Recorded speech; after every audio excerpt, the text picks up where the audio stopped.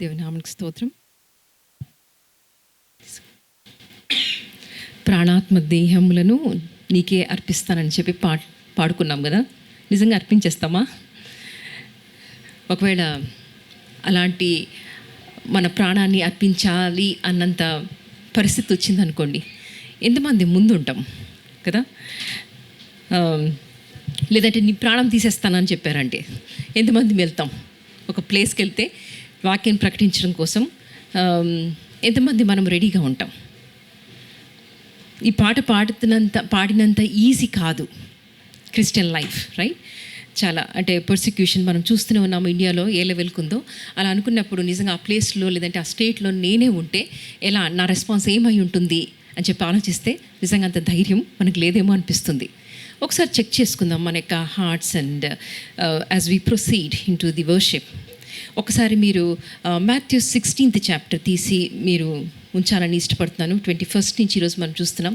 ఇలాగనే ప్రాణం తీసేస్తాను అని చెప్తే మనం ఎంతమంది రెడీగా ఉంటామో అనేటువంటి ఈ కాంటెక్స్లోనే యేసు ప్రభు కూడా తన యొక్క వెన్ హీ ప్రెడిక్ట్స్ హిస్ డెత్, ఆయన తన చావును గురించి మరణం గురించి చెప్తూ ఉన్నప్పుడు ఈ passage is all about that.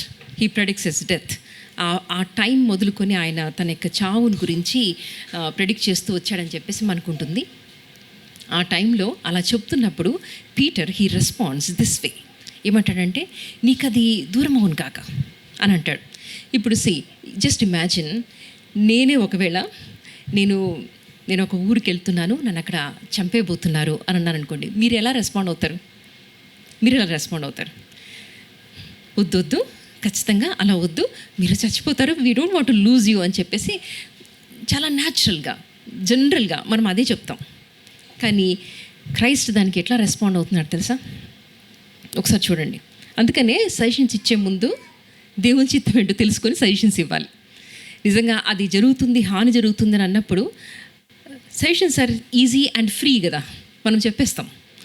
కానీ when a person is coming to you for advice, నిజంగా దేవుల్లో ఉండి నేను ఈ పర్టికులర్ పర్సన్ యొక్క లైఫ్ని దేవుని యొక్క చిత్తంలో చూసి నేను సజెషన్ ఇస్తున్నానా, జస్ట్ లైక్ దట్ ఇచ్చేస్తున్నానా?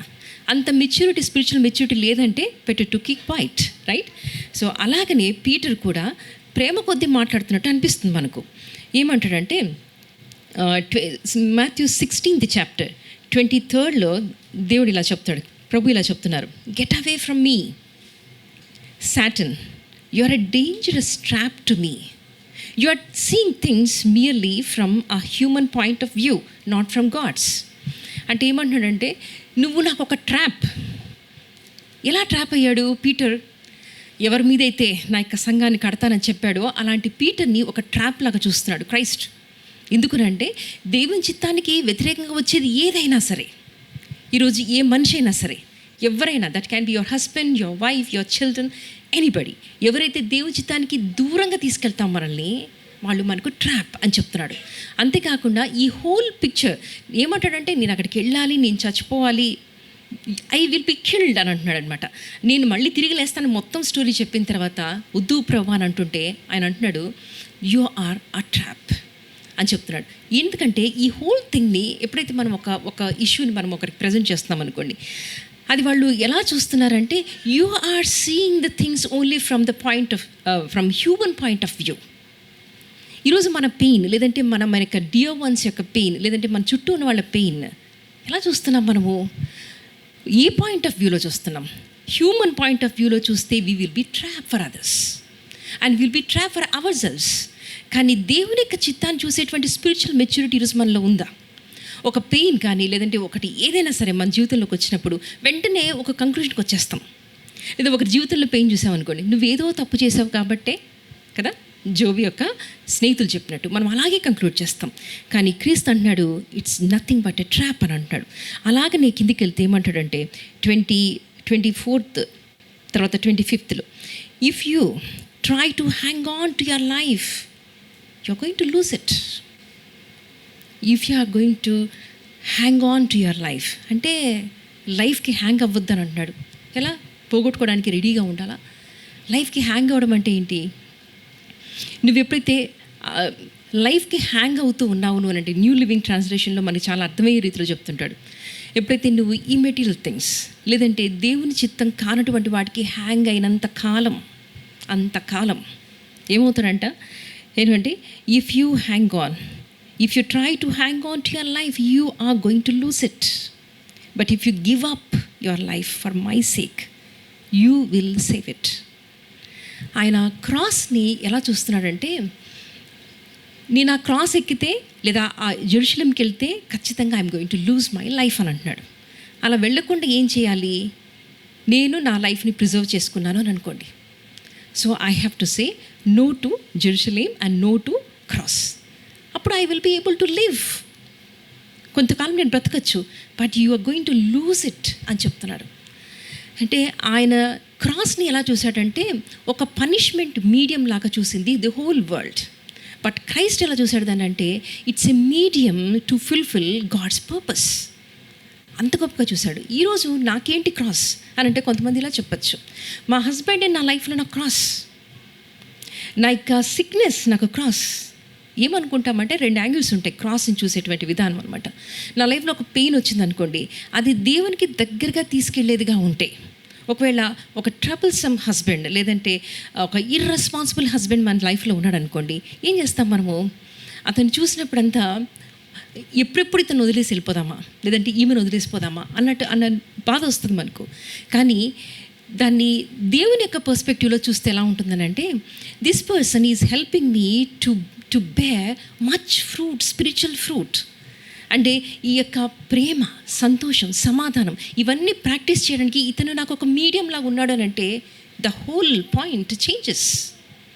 అంటే దేవునికి దగ్గరగా వెళ్తూ అతన్ని భరిస్తూ ఉన్నప్పుడు, ఆమెను భరిస్తూ ఉన్నప్పుడు లేదంటే పేరెంట్స్ని భరిస్తున్నప్పుడు ఏమవుతానంటే వాళ్ళకి మనం క్రైస్టిక్ ఇమేజ్ని చూస్తూ ఉంటాము.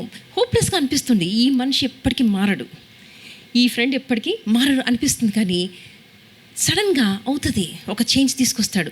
When you try to see the cross in your life, there you will see God working in your life. ఎలాగంటే నేను ఇంతకు ముందు కూడా ఈ విషయం చెప్పాను. ఎట్లా ఉంటుందనంటే ఒక వైట్ పేపర్ని, if you really want to use that white paper, అలా పెట్టుకుని రాస్తూ ఉంటే అది ఎగిరిగిరిపోతుంది గాలికి కదా, ఎగిరిగిరిపోతుంది. బట్ దాన్ని నేను యూజ్ చేసుకోవాలనుకున్నప్పుడు ఒక బరువుని దాని మీద పెడితే అది ఎగరదు. సో మనం కూడా ఎగిరిగిరి పడుతూ ఉంటాం. మన యొక్క స్టేటస్ని చూసి, మన యొక్క డబ్బుని చూసి, మన యొక్క అందాన్ని చూసి, మన యొక్క క్వాలిఫికేషన్స్ చూసి we take every small thing we use to take pride in that. దాని అంతటి మీద ఒక బరువు కానీ పెట్టగలిగితే ఈరోజు అది ఎగిరిగిరిపోయేలా మనల్ని చేయదు, ఎగిసిపడేలా చేయదు. అప్పుడు ఏంటంటే ఒక హంబుల్నెస్ వస్తుంది, ఒక సబ్మిసివ్ నేచర్ వస్తుంది మనలో. అప్పుడు దెన్ గాడ్ స్టార్ట్ యూజింగ్ అస్. ఎలాగైతే మోజెస్ని ఆయన యూజ్ చేసుకున్నాడు, ఆ విధంగా ఆయన యూజ్ చేస్తాడు. ఈరోజు ఏంటి ఆ క్రాస్ మన లైఫ్లో ఎలా చూస్తున్నాం దాన్ని? ఒకవేళ దేవుని యొక్క పర్స్పెక్టివ్లో చూసేంత మెచ్యూరిటీ లేదంటే we have to understand God's character. అప్పుడు మట్టుకి మనకు అర్థమవుతుంది. ఆయన మళ్ళీ ఏం చెప్తున్నాడంటే, అండ్ వాట్ డూ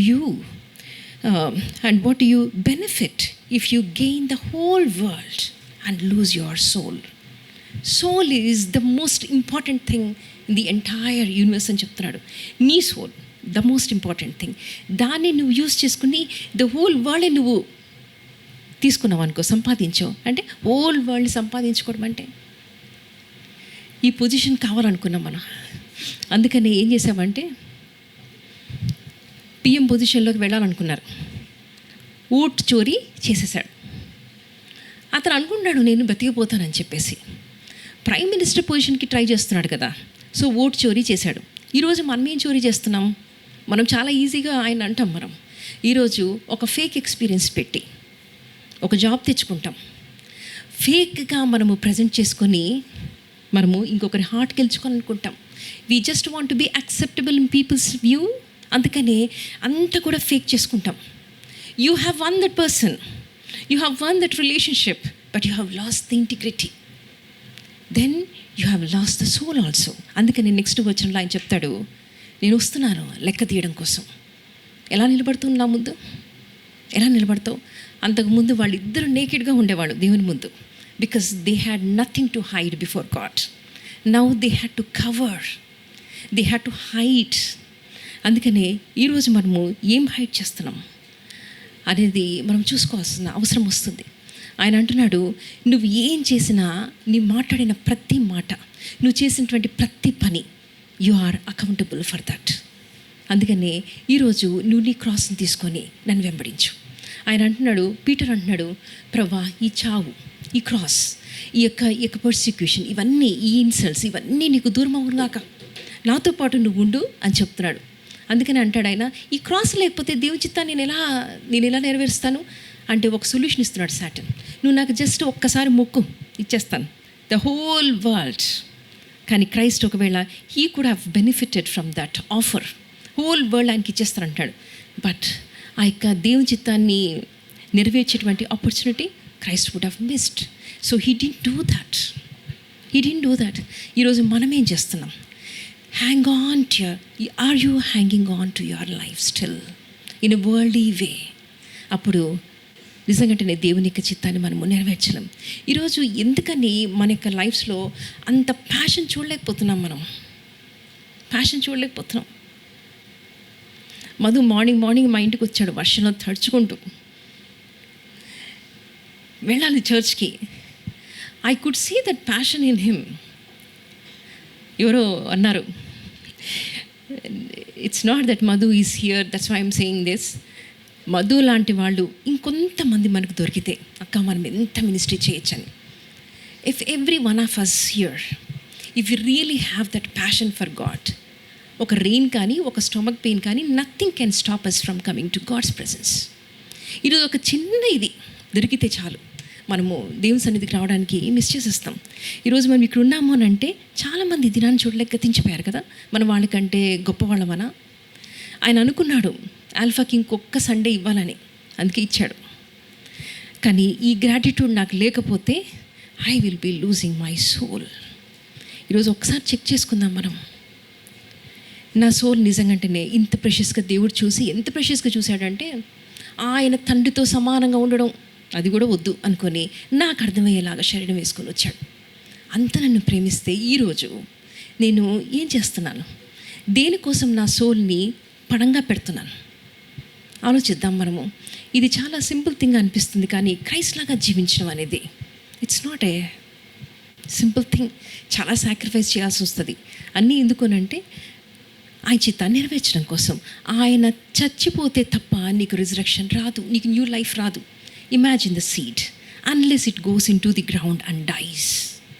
ఒక న్యూ లైఫ్ అంటే which is intended by God, అంటే ఇన్ యువర్ లైఫ్, నీ లైఫ్లో దేవుని యొక్క ఇంటెన్షన్, దేవుని యొక్క పర్పస్ అది నెరవేరాలంటే ఫిజికల్గా మనము ఈ రకంగా చచ్చిపోవాల్సిందే. నిజంగా మనము తిరిగి బ్రతికామా, తిరిగి పుట్టామా? ఆ రీబార్న్ ఎక్స్పీరియన్స్ మనకుందా? ఈరోజు ఇక్కడ ఉన్న ప్రతి ఒక్కరు మనము చెక్ చేసుకుందాం. మనము నిజంగా ఆ రిబార్న్ ఎక్స్పీరియన్స్ నుంచి ఆయన ప్రేస్ చేస్తున్నామా? ఆ రిబార్న్ ఎక్స్పీరియన్స్ నుంచి ఆయన వర్షిప్ చేస్తున్నామా? అప్పుడు the whole world looks like a trash, nothing అని అనిపిస్తుంది. ఈరోజు ఏదైనా మనని హ్యాంగ్ ఆన్ అయ్యేలాగా చేస్తుంది అని అంటే క్రైస్ట్కి వ్యతిరేకంగా, దాన్ని ఈరోజు ఆయన సన్నిధిలో పడగొడతాం. Can we all stand in his presence and check our lives? ఈరోజు దేనికి నేను హ్యాంగ్ ఆన్ అయి ఉంటున్నాను? క్రీస్తు కాకుండా నాకు ఏది నా జీవితంలో ప్రయారిటీ అనిపిస్తుంది?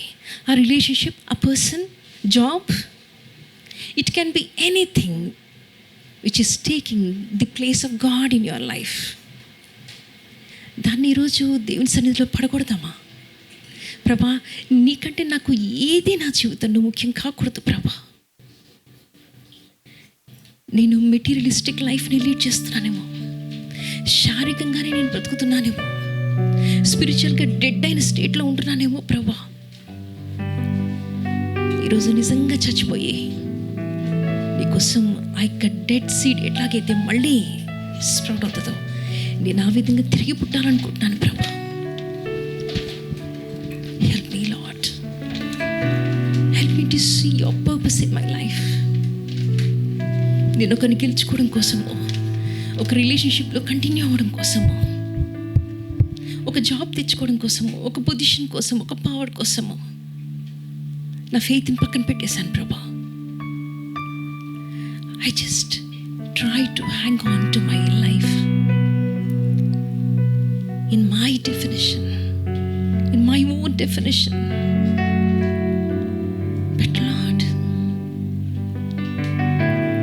I will be losing that eternity in this way. No, Lord. ఇలా ఎంతమంది ఇది ప్రార్థన చేస్తున్నారు? God is really going to strengthen you to see His purpose in your life.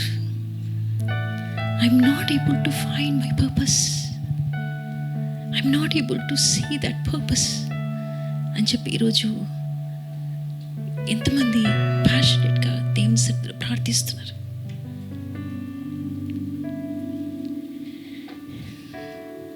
Then God is going to use you to build His kingdom. You're going to become a brick,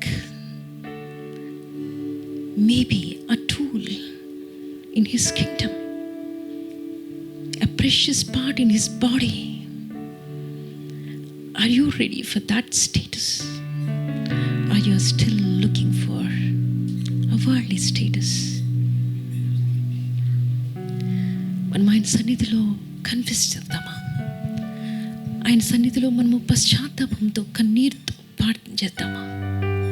ప్రభా, నేను materialistic వరల్డ్లోనే ఉంటూ అదే నా జీవితం అనుకున్నాను ప్రభా. నీ చిత్తాన్ని చూడలేకపోయాను నా జీవితంలో. ఈరోజు నేను బ్రతికున్నానంటే అది కేవలం నీకు ఉచితమైన కృప కదా ప్రభా. That is because of your mere grace. I don't have anything to take pride. నాకు అతిశయాస్పదం ఏదైనా ఉంది అని అంటే అది కేవలం నీవు ఇచ్చినటువంటి యొక్క రక్షణ. ఇది కాకుండా నేను దేని నుంచైనా ఈరోజు అతిశయం తీసుకుంటున్నానంటే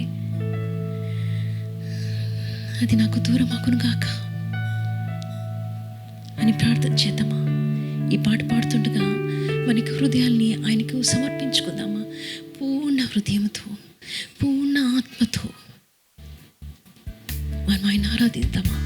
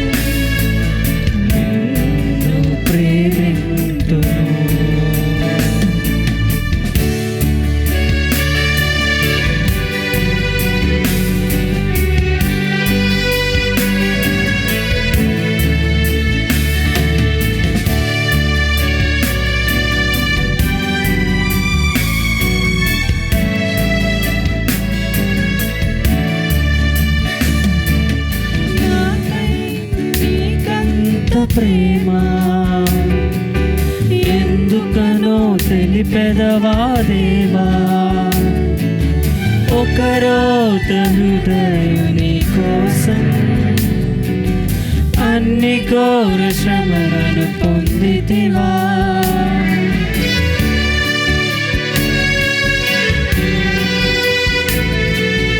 లోకము ఎరుగని వింత ప్రేమ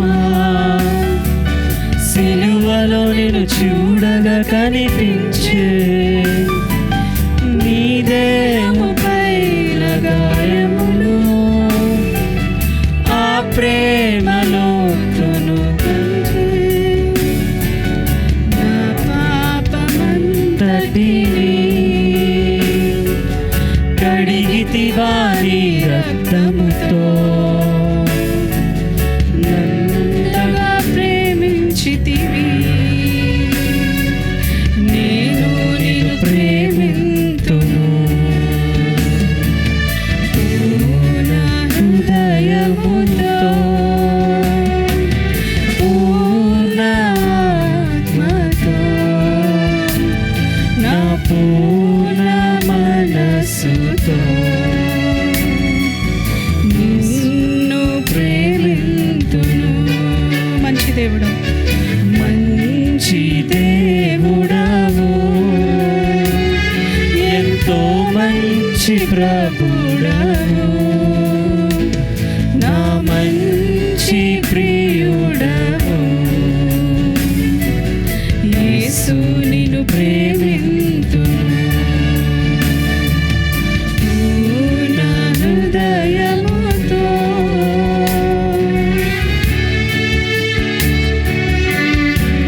నేనంటూ నేను ప్రేమ యేసు తెలుసుకుని ఆయన భూమిపై జన్మించాడు, నీకు నాకు అర్థమయ్యే రీతిలోకి వచ్చాడు. అంటే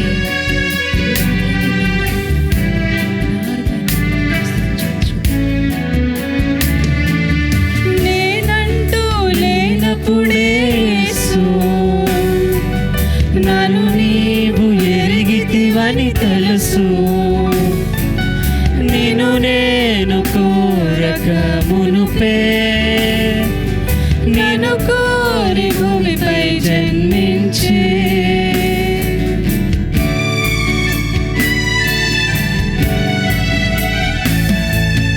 నా పాపము దూరము చేయుటకు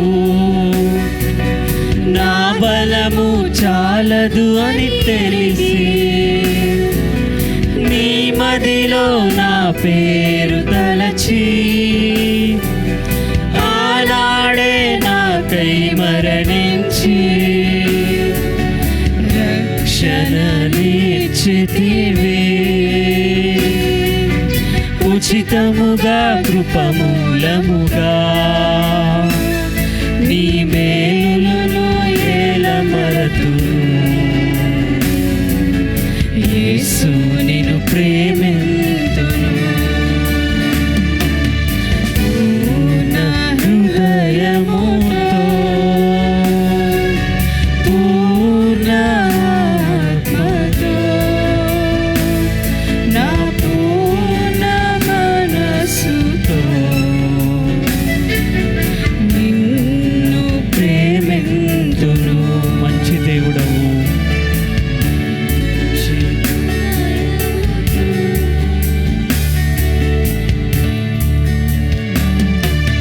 నాపై నీకంత ప్రేమ ఎందుకనో తెలిపెదవా దేవా. ఒకరోగ హృదయుని కోసం అనిఘోర శ్రమలను పొందితివా.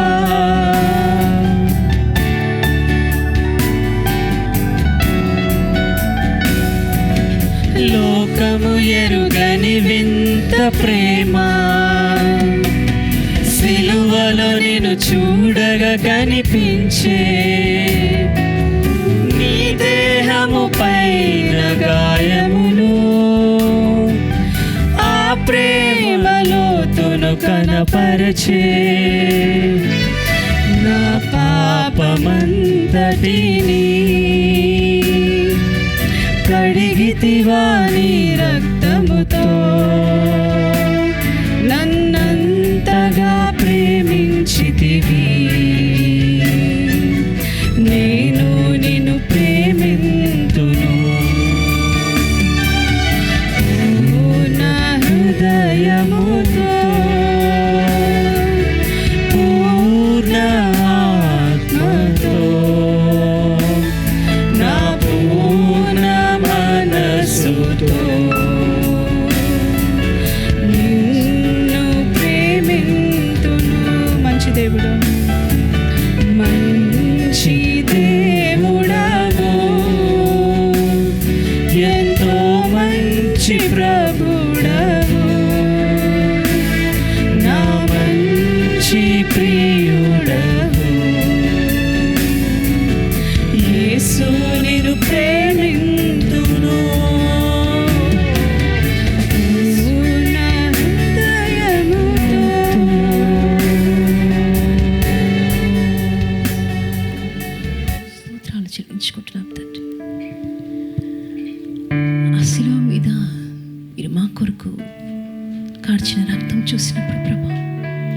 ఆ నీ గాయాల యొక్క లోతును చూసినప్పుడు ప్రభా, నీ ప్రేమ లోతు ఎంతో కనిపిస్తుంది తండ్రి. ఈరోజు నువ్వు చేసినటువంటి త్యాగం, ఆ కార్చిన రక్తం, ఆ యొక్క గాయాలు ఈరోజు మాకు ఉన్నతిలా కనిపిస్తున్నాయా ప్రభా? Are we standing in your presence without any sensitivity towards that sacrifice? Forgive us, Lord. అలాగే నువ్వు చేసిన త్యాగం మాకు ఏమీ పట్టినట్టుగానే జీవిస్తున్నాం ప్రభా. మా జీవితంలో నా తండ్రి 40 ఏళ్ళు, 50 ఏళ్ళు, 60 ఏళ్ళు గడిచిపోతున్నప్పటికీ మా జీవితంలో మార్పు మేము చూడలేకపోతున్నామేమో. నీ చిత్తాన్ని, నీ పర్పస్ని మా లైఫ్లో కనుగొనలేకపోతున్నామేమో ప్రభా. ఇంకా maybe we are hanging on to this worldly life, this worldly relations, ఒకరి నుంచి యాక్సెప్టెన్స్ పొందుకోవడం కోసం నాయనా, ఈ సొసైటీలో స్టేటస్ కోసం, పవర్ కోసం, పొజిషన్ కోసం, మనీ కోసం మేము పడరాని పాటలన్నీ పడుతున్నాం ప్రభా. ఆ యొక్క ప్రాసెస్లో ప్రభా మేము మా సోల్ని కోల్పోతున్నాం. But you are coming back and we have to be ready for the judgment. ఈరోజు ఒక సీడ్ లాగా నేను కూడా, మేమందరం కూడా చచ్చిపోయి తిరిగి నీ కోసం బ్రతకాలని ఇష్టపడుతున్నాం ప్రభా. నీ కోసం తిరిగి జన్మించాలని ఇష్టపడుతున్నాం. ఇక్కడ మా ప్రియుల్లో ప్రభా ఇంకెంతమంది అయితే వారి యొక్క హార్ట్స్ని నీకు అర్పించలేదు, నీ యొక్క పర్పస్ని జీవితంలో కనుగొనలేకపోతున్నారు. We are submitting ourselves into your hands. We are surrendering our whole, మా సమస్తాన్ని మీ చేతుల్లో పెట్టుకుంటున్నాం ప్రభా. బలపరచండి తండ్రి. మా యొక్క జీవితాల్ని సరిచేసుకునే కృపను మీరు మాకు ఇచ్చారు ప్రభా. మీకు స్తోత్రం. ఇంకా మీరు మాతో మాట్లాడండి, ఇంకా మాట్లాడండి తండ్రి. మీరు మమ్మల్ని చెక్కుతూ ఉన్నప్పుడు అది చాలా పెయిన్ఫుల్గా ఉంటుంది.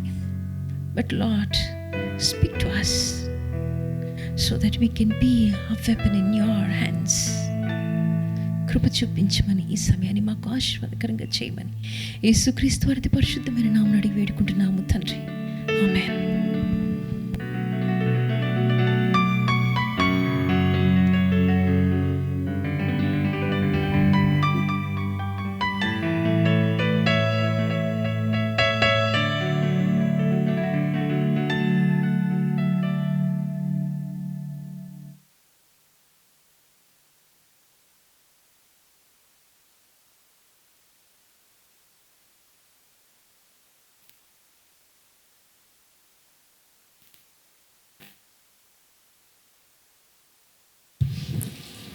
ఒకటి నుంచి 6 వరకు. మేము వారిని విడిచిపెట్టి ఓడ ఎక్కి తిన్నగా వెళ్ళి కోసుకును మరునాడు రొదుకును అక్కడ నుండి పతరకును వచ్చితిమి. అప్పుడు ఫేనికేకు వెళ్ళబోచున్న ఒక ఓడను చూచి దానిని ఎక్కి బయలుదేరితిమి. కుప్రకు ఎదురుగా వచ్చి దానిని ఎడమ తట్టున విడిచి సిరియా వైపుగా వెళ్ళి తూరులో దిగితిమి. అక్కడ ఓడ సరుకు దిగుమతి చేయవలసి ఉండెను. మేమక్కడనున్న శిష్యులను కనుగొని 7 దినములు అక్కడ ఉంటిమి. వారు, నీవు యెరూషలేములో కాలు పెట్టవద్దని ఆత్మ ద్వారా పౌలుతో చెప్పిరి.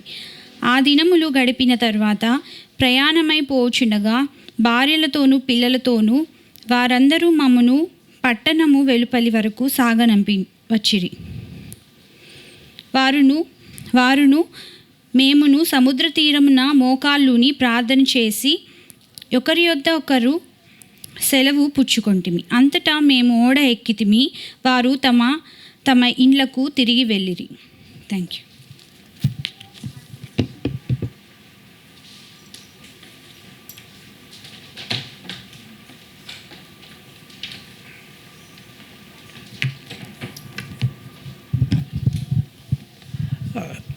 Good morning. So Sunday school పిల్లలు స్మార్టీతో బయటికి వెళ్ళాల్సింది కోరుతా ఉన్నాను. సో ఈరోజుకి సండే స్కూల్ టీచర్ స్మార్టీ అక్క మీకు తీసుకుంటా ఉన్నారు. కాబట్టి సండే స్కూల్ పిల్లలందరూ దయచేసి కిందికి వెళ్ళండి, ఎక్కువ అల్లరి చేయొద్దు. సో ప్రార్థన చేసుకుందాం.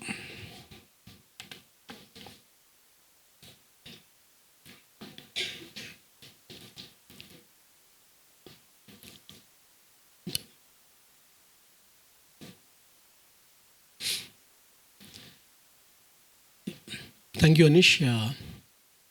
గుడ్ సాంగ్స్, చాలా మంచి సాంగ్స్ సెలెక్ట్ చేశాడు అనీష్. దాంట్లో ఒక సాంగ్ ఎస్పెషల్ చాటించుదాము, ఇవి జేఎన్జీ సాంగ్. అది చాలా ఇయర్స్ బ్యాక్ రిలీజ్ చేసిన సాంగ్స్ అవి. 2009లో అప్పుడే డానీ కానీ ఇలాంటి వాళ్ళందరూ పరిచయం అప్పుడే, వైజాగ్ చాలామంది. ఇవన్నీ సాంగ్స్ రీకలెక్ట్ చేసిన దాన్ని బట్టి మనకు సార్వందాలు తెలియజేస్తాను. ప్రార్థన చేసుకుందాం. ప్రేమగల తండ్రి, జీవం గల మా ప్రభువా, ఈ ఉదయకాల సమయంలో నీ సన్నిధిలోకి రావడానికి మీరు మాకు అనుగ్రహించిన నీ కృపను బట్టి నీ వందనాలు తెలియజేస్తా ఉన్నావు. మాతో ఇప్పటివరకు నీ బిడ్డను ఎత్తిపెట్టుకుని మాకు అనుగ్రహించిన మాటలను బట్టి నీకు వందనాలు ప్రభు. ఒకసారి మళ్ళీ నీకు వాక్యం మాకు రెగ్యులర్ స్టడీకి వచ్చాము. అపోస్తల కార్యాలు 21వ అధ్యాయానికి దీని నుంచి మేము నేర్చుకోవాల్సిన సత్యాలు ఏంటో మాకు బోధించి నడిపించమని మా ప్రభును రక్షకుడైన యేసుక్రీస్తునామమున అడిగి వేడుకుంటున్నాం తండ్రి, ఆమేన్. సో ఆల్మోస్ట్ లాస్ట్ 3 weeks నుంచి బాగలేదు నాకు. సో నేను గమనిస్తే ఫీవర్తోనే 3 weeks తిరిగానన్న సంగతి నాకు మొన్న అర్థమైంది. సో దాంట్లో జరిగిన విషయాలు ఏంటి అని గమనిస్తే, నేను ఆల్మోస్ట్ 6 days నుంచి I'm suffering from fever. Especially last Sunday కూడా నేను ఇక్కడ మాట్లాడుతూ ఉన్నాను. నేను స్టోరీ చెప్పినట్టు ఉంటుంది ఇప్పుడు మీకు, కానీ స్టోరీ కాదు. నేను ఎందుకు చెప్తున్నాను అన్నది మీకు లాస్ట్లో అర్థమవుతుంది, అందుకని చెప్తాను. సో లాస్ట్ సండే నేను టాక్ అయిపోయింది. నేను యాక్చువల్గా వచ్చిందే మార్నింగ్, సండే మార్నింగ్ దిగాను. సో దానికి ముందు చెప్పాలంటే ఆ ముందు నైట్, అంటే లాస్ట్ సండే ముందు నైట్ సాటర్డే అమలాపురం లూథరన్ చర్చ్లో మాట్లాడాను. అక్కడ టాక్ నాకు 10కి అయింది. సో 11 o'clockకి రావులపాలెంలో బస్ క్యాచ్ చేయాలి. So 45 minutes journey ట్రావెల్లో.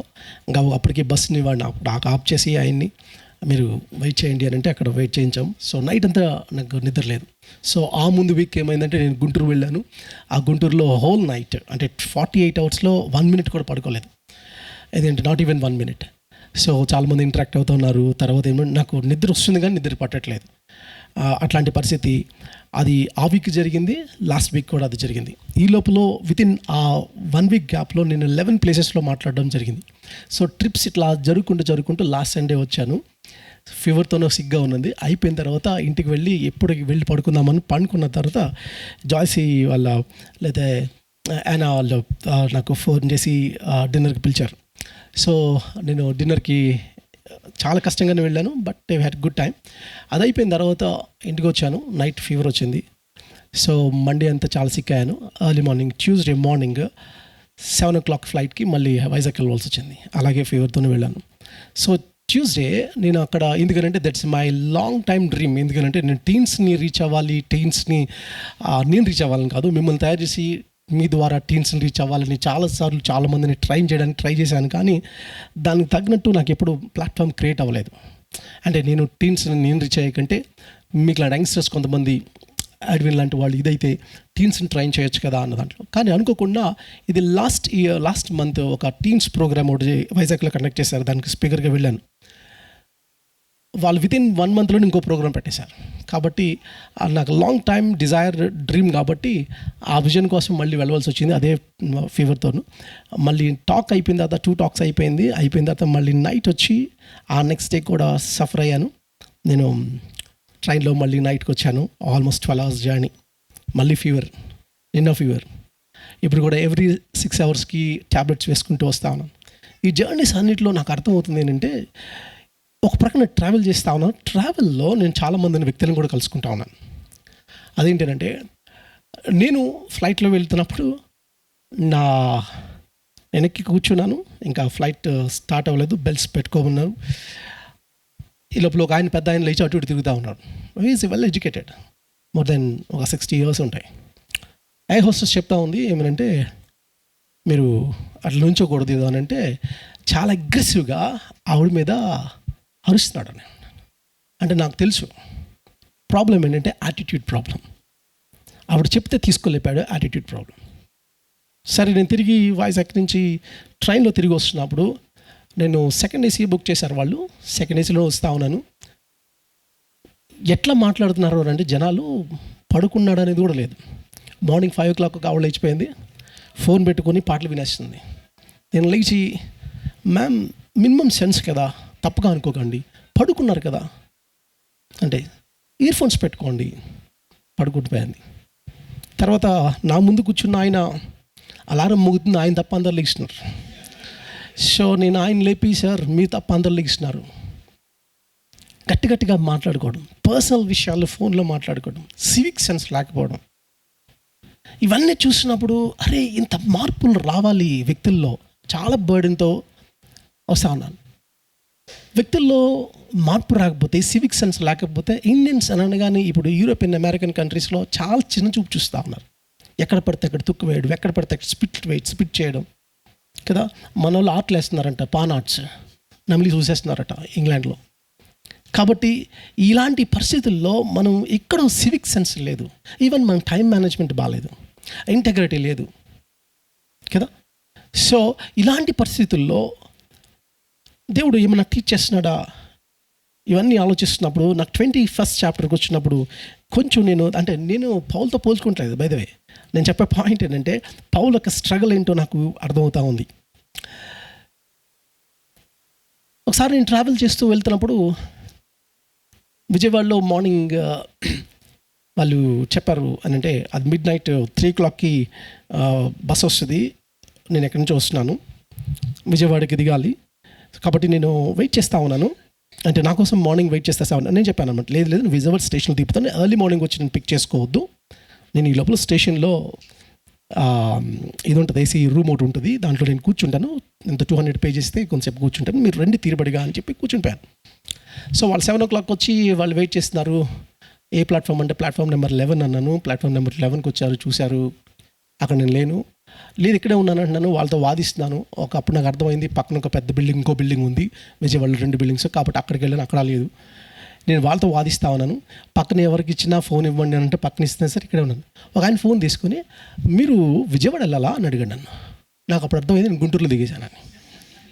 So night time 2 o'clockకి నా ట్రావెలింగ్లో నేను ఎక్కడ దిగానో తెలియని ఈ ప్రయాణం, ఈ జర్నీస్ ఇవన్నీ చూసినప్పుడు, పౌల్ యొక్క జర్నీస్ మీరు చూస్తే మీరు ఆలోచించండి ఒకసారి. అదేంటంటే తన కన్విక్షన్స్ ఏంటి, తనకి జర్నీ యొక్క పరిస్థితులు ఏంటో మనకి చాలా స్పష్టంగా మనకి అర్థమవుతూ ఉంటుంది.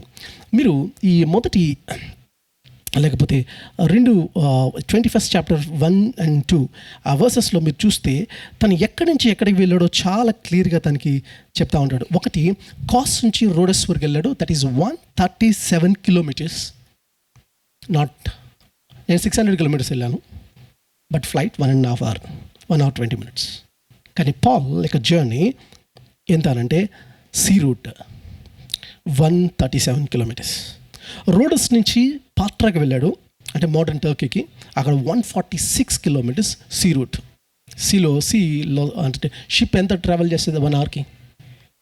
40 kilometers చెప్పినాం కదా. డేస్ పడుతుంది, మనకులాగా అవర్స్లో జర్నీస్ కదా, డేస్. పాట్రస్ నుంచి సైరస్ వచ్చాడు, అక్కడ 600 kilometers ట్రావెల్ చేశాడు షిప్లో. అదవుతున్నా. సో పాల్ ఎట్లా ట్రావెల్ చేసుకుంటూ వచ్చాడో మనకి చాలా స్పష్టంగా, ఎన్ని కిలోమీటర్లు ట్రావెల్ చేశాడో ఒక్కొక్కటి చూస్తుంటే నాకు చాలా ఆశ్చర్యం అనిపించింది. ఇన్ని ప్లేసెస్కి ట్రావెల్ చేస్తూ అక్కడి నుంచి తూర్ నుంచి తొలమయ్యకి వచ్చాడు, దట్ ఈస్ 40 kilometers. అక్కడి నుంచి ఇక్కడ నుండి ఇంకో ప్లేస్కి వచ్చాడు, అక్కడ 64 kilometersకి రీచ్ అయ్యాడు. తన ట్రావెల్ చూస్తున్నప్పుడు తన ట్రావెల్ ఎట్లాగా ఎంత హెక్టిక్గా తన షెడ్యూల్ ఉందో చాలా స్పష్టంగా మనకి అర్థమవుతుంది. ఒకటి మనం గుర్తుపెట్టుకోండి, అదేంటే దేవుడు ఒక వ్యక్తిని నడిపించాలి అనుకుంటే ఒక వ్యక్తిలో ఉన్న ప్రాముఖ్యమైన లక్షణం ఏంటి అని అంటే, తనకు ఎక్కడి నుంచి వస్తుంది అని అంటే, ఒకటి గుర్తుపడిన కన్విక్షన్స్, స్ట్రాంగ్ కన్విక్షన్స్ ఉన్నవాడినే దేవుడు ఉపయోగించుకుంటాడు. సో మీ కన్విక్షన్స్ ఎలా ఉన్నాయి అనేది ఫస్ట్ ప్రశ్న. దేవుణ్ణి విశ్వాసం ఉంచడం లేదా దేవుని యందు మీరు విశ్వాస జీవితంలో మీ కన్విక్షన్స్ ఎలా ఉన్నాయి, మీ యొక్క కమిట్మెంట్స్ ఎలా ఉన్నాయి, ఇది చాలా ప్రాముఖ్యమైనది. మీరు జోషువా, కాలెబ్ యొక్క లైఫ్ మీరు చూసినప్పుడు, వాళ్ళ యొక్క లైఫ్ చూసినప్పుడు చాలా స్పష్టంగా ఉంది. వాళ్ళకి అర్థమైంది ఏంటంటే, దేవుడు ఖచ్చితంగా మాకు ల్యాండ్ ఇచ్చేస్తాడు అని అనుకున్నారు, అంతే, అది నమ్మారు. ఒక రకం చెప్పాలంటే, మన మోడర్న్ లాంగ్వేజ్ చెప్పాలంటే, ఒక బంగ్లాదేశ్ లాంటి కంట్రీలో కొంతమందిని పంపించి స్పైగా యూఎస్ని పంపించి, మనం యూఎస్ని వేసేయగలమా లేదా అని కొంతమంది స్పైని చేస్తే, బంగ్లాదేశ్ వాళ్ళు తిరిగి వచ్చి అలా చెప్పాలి, వేసేయగలం యూఎస్ని. బాగుందా? అరే వాళ్ళ మిలిటరీ ఫోర్స్ ఏంటి, వాళ్ళ జీడిపి ఏంటి, వాళ్ళ యొక్క టెక్నాలజీ ఏంటి, వాళ్ళు మనం వీలేమనుకుండా మేము వేసేస్తాం అని అన్నామంటే ఈ వ్యక్తులకి ఎంత స్ట్రాంగ్ కమిట్మెంట్ ఉంటుందో దేవుడు చెప్పిన వాగ్దానంలో. మీరు ఆలోచించండి, కాలేబ్ అండ్ జాషువా యొక్క లైఫ్లో దేవుడి మీద వాళ్ళ యొక్క కన్విక్షన్స్, దేవుడిని వాళ్ళని నమ్మిన పద్ధతి విషయాలను చూస్తే అంత కన్విక్షన్స్ లేకపోతే అంత కమిట్మెంట్ మన లైఫ్లో ఉందా? అంత ఉందా? ఈ విషయాలు మనం ఆలోచించాలి. నిజంగా ఆ స్థాయిలోకి మనం ఒక ఆలోచిస్తావా? లేకపోతే ఒక జైంట్ని చూస్తున్నప్పుడు ఈ జైంట్ ఎవడు అని జైంట్ని చాలా చిన్న చూపు చూసేసి ముందుగానే అసలు ఈ సున్నత లేనోడు అని చాలా ఈజీగా తీసుకోవడం. డేవిడ్ ఒక కమిట్మెంట్. దీని వెనకాల కారణం ఏంటంటే వాళ్ళ దేవుని నమ్మి స్ట్రాంగ్గా వెళ్ళిపోవడం. దేవుని మీద వాళ్ళకున్న ఇది. షడ్రక్ మేషక్ అబేద్నెగో కానీ, డానియల్ కానీ వాళ్ళ లైఫ్స్లో చూసినప్పుడు మాకు అగ్నిలో వేసేస్తారా, వేసేసేయండి, కానీ మేమైతే మొక్కం, మా కన్విక్షన్స్ ఇలాంటివి. మీరు సింహాలకి ఇస్తారా, వేసేయండి, మేమైతే మొక్కం, మా కన్విక్షన్స్ ఇవి. సో మీ కన్విక్షన్స్ ఏంటి? మాకు ఆధార్ కార్డు తీసేసినా పర్వాలేదు, లేకపోతే ఐడి తీసేసినా పర్వాలేదు, సిటిజన్షిప్ తీసేసినా పర్వాలేదు, అయినా మా కమిట్మెంట్ ఇదే అనే కన్విక్షన్స్ మనకేమైనా ఉన్నాయా? ప్రభుని ప్రేమించడం అంటే నీ పూర్ణ హృదయంతో ప్రభుని ప్రేమించడం అంటే అది. పాల్ యొక్క లైఫ్లో అది చాలా క్లియర్గా మీకు కనబడుతూ ఉంటుంది, చాలా క్లియర్గా కనబడుతూ ఉంటుంది. చివరికి చనిపోవడానికి కూడా వాళ్ళు రెడీ అయ్యారు. ఎవరు? షడ్రక్ మేషక్ అబేద్నెగో డానియల్ కానీ మేము మాత్రం మొక్కము, మా కమిట్మెంట్ ఇదే, మేము మాత్రం మొక్కం. అంత స్ట్రాంగ్ కన్విక్షన్స్ మనకు లేకపోవడంలో కొన్నిసార్లు ఏంటంటే దేవుడిని చాలా ఈజీగా తీసుకుంటాం. సో దేవుడిని విశ్వసించడంలో నువ్వేం వదులుకోవడానికన్నా ఇష్టపడతావా? నీ ఫ్రెండ్స్ని, నీ ఎంజాయ్మెంట్, నీ జాబ్, నీ ఈగో అవుతాయా? పక్క అవుతాయా? ఏది డామినేట్ చేస్తుంది? ప్రభువా, మీ ఈగోనా? పూర్ణ హృదయంతో నువ్వు దేవుణ్ణి ప్రేమించాలి అని అంటే దాని అర్థం ఏంటంటే, పాల్ తన క్రెడెన్షియల్స్ ఏంటో మీకు తెలుసు. గమాలీయేలు పాదాల కింద చదువుకున్నాడు. మన భాషలో చెప్పుకోవాలంటే ఆక్స్ఫర్డ్ యూనివర్సిటీ స్కాలర్. నాకు అంత క్రెడెన్షియల్స్ ఉన్నాయి. గమాలీయేలు పాదాల కింద చదువుకున్నాను. బెంజమైట్ని, తర్వాత ప్యాషన్ కలిగిన ఫారిసీని, ఇవన్నీ ఉండి కూడా ఇవన్నిటిని ప్రభు కోసం నేను పెంట గొప్పగా ఎంచుకుంటాను. ఇవన్నీ నథింగ్ బిఫోర్ దిస్ కమిట్మెంట్. ఈయన దగ్గరికి వచ్చినప్పుడు ఇదంతా నథింగ్. దీనికోసం నన్ను ఉమ్మేశారు, ఈడ్చుకుంటూ రోడ్డు మీద కొట్టుకుంటూ తీసుకెళ్లారు. ఏ ఊరు వెళ్తే ఆ ఊర్లో పబ్లిక్ నన్ను అవహేళన చేసుకుని వెళ్తారు. But still I'm ready. నా కన్విక్షన్ ఏంటంటే ఈ నొదలను, దీనికోసం ఏదైనా చేస్తాను. ఇంత కన్విక్షన్స్, ఇంత కమిట్మెంట్ మనకున్నదా అనే విషయాలు మనం ఒకసారి ఆలోచించడానికి మనం ప్రయత్నించేద్దాం. నేను 4 పాయింట్స్ మీ ముందు పెడతాను. అదేంటంటే, 1, convictions knows its purpose. Paul యొక్క కన్విక్షన్స్లో అది మనకి అర్థమవుతూ ఉంటుంది. ఎలా అనంటే, మేము వారిని విడిచిపెట్టి ఓడెక్కి తిన్నగా వెళ్ళి కోసుకును మరునాడు రోదుకును అక్కడి నుండి పతరాకు వచ్చితిమి. ఎక్కడి నుంచి ఎక్కడికి వెళ్ళాడో తను ఇందాక నేను ట్రావెల్ చెప్పాను. కోస్ట్ నుంచి రోడస్ 137 కిలోమీటర్స్, అక్కడి నుంచి 146 కిలోమీటర్స్, అక్కడి నుంచి 600 కిలోమీటర్స్ ట్రావెల్ చేసుకుంటూ వచ్చాడు. ఇది ట్రావెల్ చేసుకుంటూ వచ్చాడు. ఎందుకు ట్రావెల్ చేసుకోండి? ఈ ట్రావెలింగ్లో గుర్తుపెట్టుకోండి, పూర్ పీపుల్ యొక్క నీడ్స్ని మీట్ అవుతున్నాడు. ఈ సంఘం నుంచి డబ్బును సమకూర్చి పేద సంఘాలు ఎక్కడెక్కడ ఉన్నాయో ఆ సంఘాల దగ్గరికి వెళుతూ ఆన్ ది వే జర్నీ వాళ్ళ గురించి పట్టించు. అంటే దేవుని యొక్క విషయంని ఎంత సీరియస్గా తీసుకున్నాడు, ఆ కమిట్మెంట్ని. నేను పక్కోళ్ళకి హెల్ప్ చేయాలి, ఒక పక్కన స్వార్థ చెబుతూ స్వార్థ పనిలో అంటే పక్క వాళ్ళ యొక్క నీడ్స్ని మీట్ అవ్వడం, అది డివైన్ ప్రయారిటీకి ఎంత ఇంపార్టెన్స్ ఇస్తున్నాడో పాల్ యొక్క స్ట్రెంత్ ఏంటో మనకు అర్థమవుతుంది. At the same time, number 2, courage అనేది conviction cannot be diverted. It's purpose అని కాదు, అది డైవర్ట్ కూడా అవ్వదు. ఎందుకంటే పాల్ చాలా స్పష్టంగా మాట్లాడుతున్నాడు. అదేంటంటే, తను ఎక్కడికి వెళ్ళాడో మనకు అర్థమవుతుంది. అదంటే తూరు అనే దానికి, టైర్ అనే మాట ఇంగ్లీష్లో ఉపయోగించి తూరు అనే మాట. తూరు అనే ప్లేస్కి దగ్గరికి వెళ్ళినప్పటికీ అక్కడ ఏముందంటే already there is a church ఉంది. గుర్తుపెట్టుకోండి, ఆ చర్చ్ పౌల్ స్టార్ట్ చేసింది కాదు. ఈ చర్చ్ ఎవరు స్టార్ట్ చేశారు అని అంటే, మీకు తెలుసు, స్టీఫెన్ని అంటే 11th చాప్టర్లో అపోస్తల కార్యాలు 11వ అధ్యాయం మనం చదువుకుంటూ వచ్చాం కాబట్టి, ఇప్పుడు 21st చాప్టర్కి వచ్చాం కాబట్టి, అపోస్తల కార్యాలు 11వ అధ్యాయంలో స్టెఫన్ని రాళ్ళతో కూడా చంపేసినప్పుడు పరారైపోయాడు శిష్యులందరూ. పారిపోయారు క్రైస్తవులు అందరూ. ఎక్కడికైతే పారిపోయారో పారిపోయిన ప్లేసెస్లో వీళ్ళు పారిపోయి చల్లా చెదిరయ్యి అక్కడ సంఘాలు కట్టారు. పర్సిక్యూషన్ వెనకాల ఉన్న గొప్పతనం ఏంటని తెలుసా? ఎందుకు ప్రవీణ్ పగడాల గారిని ఇలా చంపేశారు? ఎందుకు న్యాయం తీర్చలేదు దేవుడు? ఎందుకు క్రిక్ని చంపేశారు? ఎందుకు న్యాయం తీర్చలేదు దేవుడు అని మీరు అనుకుంటారేమో. But is a moment. ఒక చర్చ్ యొక్క విస్తరణకి కారణం ఏంటంటే ఒక హతసాక్షి యొక్క రక్తం చేత ఏమవుతుందంటే చర్చ్ ఎక్స్పాండ్ అవుతూ ఉంటుంది. ప్రవీణ్ పగడాల గారు బ్రతుకున్నంతసేపు జనాలు ఆయన టాక్స్ వినలేదు. ఆయన గురించి ఎక్కడికి వెళ్ళినా నేను చెప్పేవాడిని, ఆయన టాక్స్ వినండి, ఏది పడితే వినొద్దు అని కొంతమంది చెప్పి వాదించిన రోజులు కూడా ఉన్నాయి. ఏది పడితే అది టీవీలో ఉన్న ప్రసంగాలు వినొద్దండి దయచేసి, ఏదో చెప్పేవాడిని, ఏది పడితే అది వినొద్దు. నేను కొంతమంది 4-5 పేర్లు చెప్పాను, వెళ్ళి వినండి అని చెప్పితే ఒక ఆంటీ రీసెంట్గా నేను హైదరాబాద్లో ఉంది, ఆయన పేరు చెప్పాను కానీ ఒక ఆంటీ దగ్గర నేను కలిసినప్పుడు ఆంటీతో ఇట్లా అన్నాను, ఆయన బ్రతుకున్నప్పుడు మనం వినలేకపోయానంట. మనం అనకండి ఆంటీ, మీరు అని చెప్పండి. నేను చాలాసార్లు చెప్పాను మీకు, మీరు వినలే. మీకేంటంటే వాళ్ళు కావాలి, సెలబ్రిటీస్, టీవీలో ఉన్నవాడు. మీరు ఆలోచించండి. పాయింట్ ఏంటంటే బ్రతుకున్నప్పుడు ఆయన టాక్స్ ఎవరు వినట్లే. ఇప్పటికీ ఇంకా బ్రతుకున్న చాలామంది స్పీకర్స్ ఉన్నారు. ఇప్పుడు నేను చెప్పినా సరే వాళ్ళు వినరు. మీరు మళ్ళీ వాళ్ళు చనిపోతే మళ్ళీ పాపులర్ అవుతూ ఉంటారు. ఎందుకంటే దేవుడు ఒక హతసాక్షిని ఉపయోగించుకుని ఆ విత్తనము భూమిలో పడి చావకుంటుంటే దాంట్లో నుంచి లైఫ్ రాదు. ఒక హతసాక్షి యొక్క రక్తము వచ్చి వాక్యం అంటే ఇలా చెప్పాలి కదా, వాక్యం అంటే ఇలా ఉండాలి కదని ప్రజలు ఇప్పుడు నేర్చుకోవడం స్టార్ట్ చేస్తున్నారు. ఇప్పుడు వరకు కొంతమంది అన్నారు, ఇప్పుడు వరకు మేము పెట్టే కథలు విన్నామని ఇప్పుడు అర్థమైంది మాకు అని చెప్తున్నాడు ఒక ఆయన. ఎప్పుడు స్టార్ట్ అయినాయి ఇవన్నీ మూమెంట్స్? ఓ హతసాక్షి దగ్గర. హతసాక్షి అంటే ఏమవుతుందంటే మనం ఒక థింగ్ని బ్యాడ్ ఈవెంట్ అని అనుకుంటా, ఆ బ్యాడ్ ఈవెంట్ నుంచి దేవుడు గాడ్ ఈజ్ సావరెన్, దేవుని ప్లాన్స్ నువ్వు అనుకున్నట్టు ఉండవు. గుర్తుపెట్టుకోండి. దేవుడు తన విస్తరణని ఎట్లా తీసుకొస్తాడు, తన రాజ్యాన్ని ఎలా స్థాపిస్తాడు అని అంటే మీరు ఎక్స్పెక్ట్ చేసినట్టు కాదు. మీరు ఎక్స్పెక్ట్ చేసినట్టు ఆయన పెద్ద పెద్ద మీటింగ్స్, బహిరంగ సభలు పెట్టుకొని చేయడు. యేసుప్రభు ఎప్పుడు ఎట్లా చేయలేదు. మీరు ఎక్స్పెక్ట్ చేసినట్టు ఆయనకి కమింగ్ కూడా లేదు. ఆయన భూమి మీదకి, ప్రపంచాన్ని సృష్టించిన భూమిని విజిట్ చేయడానికి వచ్చినప్పుడు మీరు ఎట్లా చూపిస్తారు? సినిమా తీయాలంటే సూపర్ మ్యాన్ ఎలా చూపిస్తారు తెలుసా? స్పాట్ లైట్ పడుతుంది, అక్కడ ఒక డబ్బా, ఒక చిన్న బాక్స్ ఉంటుంది, దాంట్లో బేబీ ఉంటాడు. పశువుల బాక్లో పొత్తుగుడ్డలతో చుట్టి ఇలా హీరోని ఎక్స్పెక్ట్ చేస్తారు ఎంట్రీ.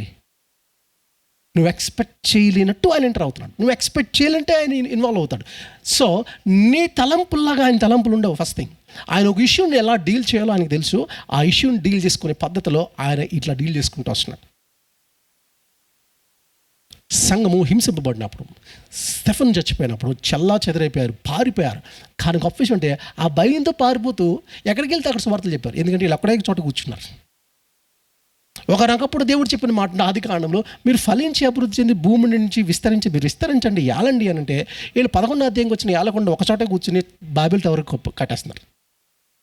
మళ్ళీ దేవుడు అక్కడ తారుమారు చేశాడు, భాషలు తారుమార్చి మళ్ళీ వాళ్ళని చల్లా చెదరు చేశాడు.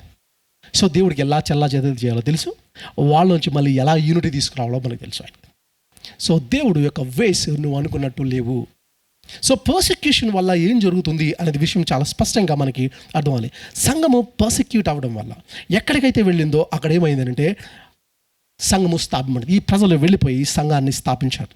సో అక్కడ ఏమైందంటే 7 రోజులు ఉన్నారట. డ్యూరింగ్ ద 7 days ఉన్నప్పుడు అక్కడున్న వాళ్ళు ఏం చెప్తున్నారంటే, నీవు యెరూషలేములో కాలు పెట్టవద్దని ఆత్మ ద్వారా పౌలుతో చెప్పారు. పౌలుతో చెప్పిన మాట ఏంటంటే, నువ్వు యెరూషలేములో కాలు పెట్టొద్దు. కానీ గుర్తుపెట్టుకోండి, అదేంటంటే పౌలు ఎప్పుడు చూసినా ఆత్మ ద్వారా నడిపింపబడుతున్న వ్యక్తిగా మనం చూస్తూ ఉంటాం. కొన్నిసార్లు జర్నీస్ ప్రిపేర్ అయిపోయిన తర్వాత దేవుడు చెప్పాడట, నువ్వు ఇక్కడికి వెళ్ళొద్దు అంటే అయిపోయాడు.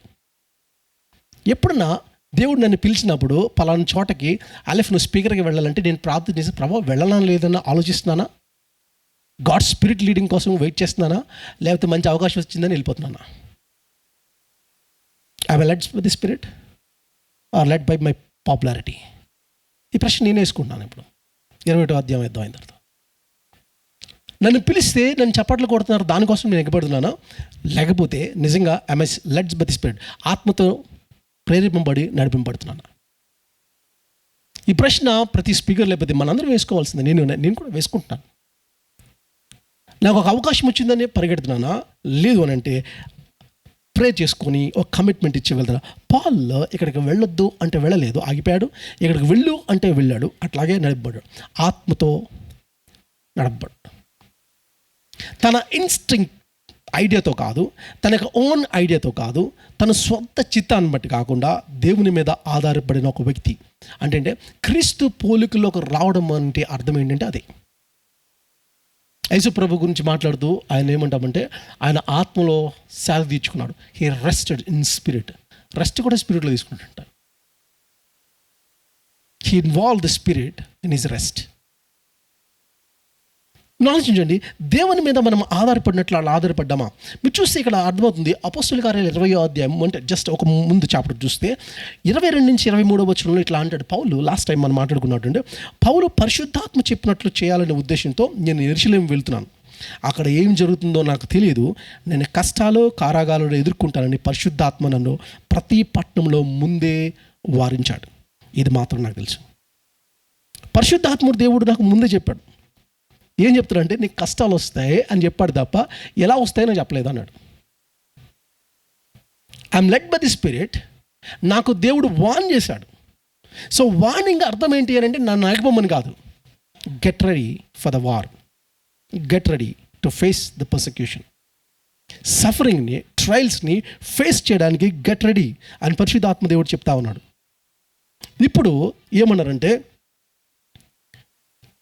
పాల్కి నెంబర్ ఆఫ్ టైమ్స్ చెప్తా ఉన్నారు, అదంటే నువ్వు అక్కడికి వెళ్ళొద్దు అని అంటా ఉన్నాడు. ఈవెన్ హోలీ స్పిరిట్ దేవుడు అక్కడికి వెళ్తే కష్టాలు వస్తాయన్నాడు. కాబట్టి ఈ రెండింటిని ఆలోచించండి. ఇదే ఐడియా మీకు వచ్చింది. ఏమంటే ఒకటి, పరిశుద్ధాత్మ దేవుడు నీకు చెప్తుందంటే నువ్వు వెళ్తే అక్కడ కష్టాలు వస్తాయని చెప్పాడు. బిలీవర్స్ ఏం చెప్తున్నారు, నువ్వు వెళ్ళొద్దు అంటున్నారు. కాబట్టి ఇది ఎలా ఉంటుంది? దేవుని చిత్తంలాగా ఉంటుందా?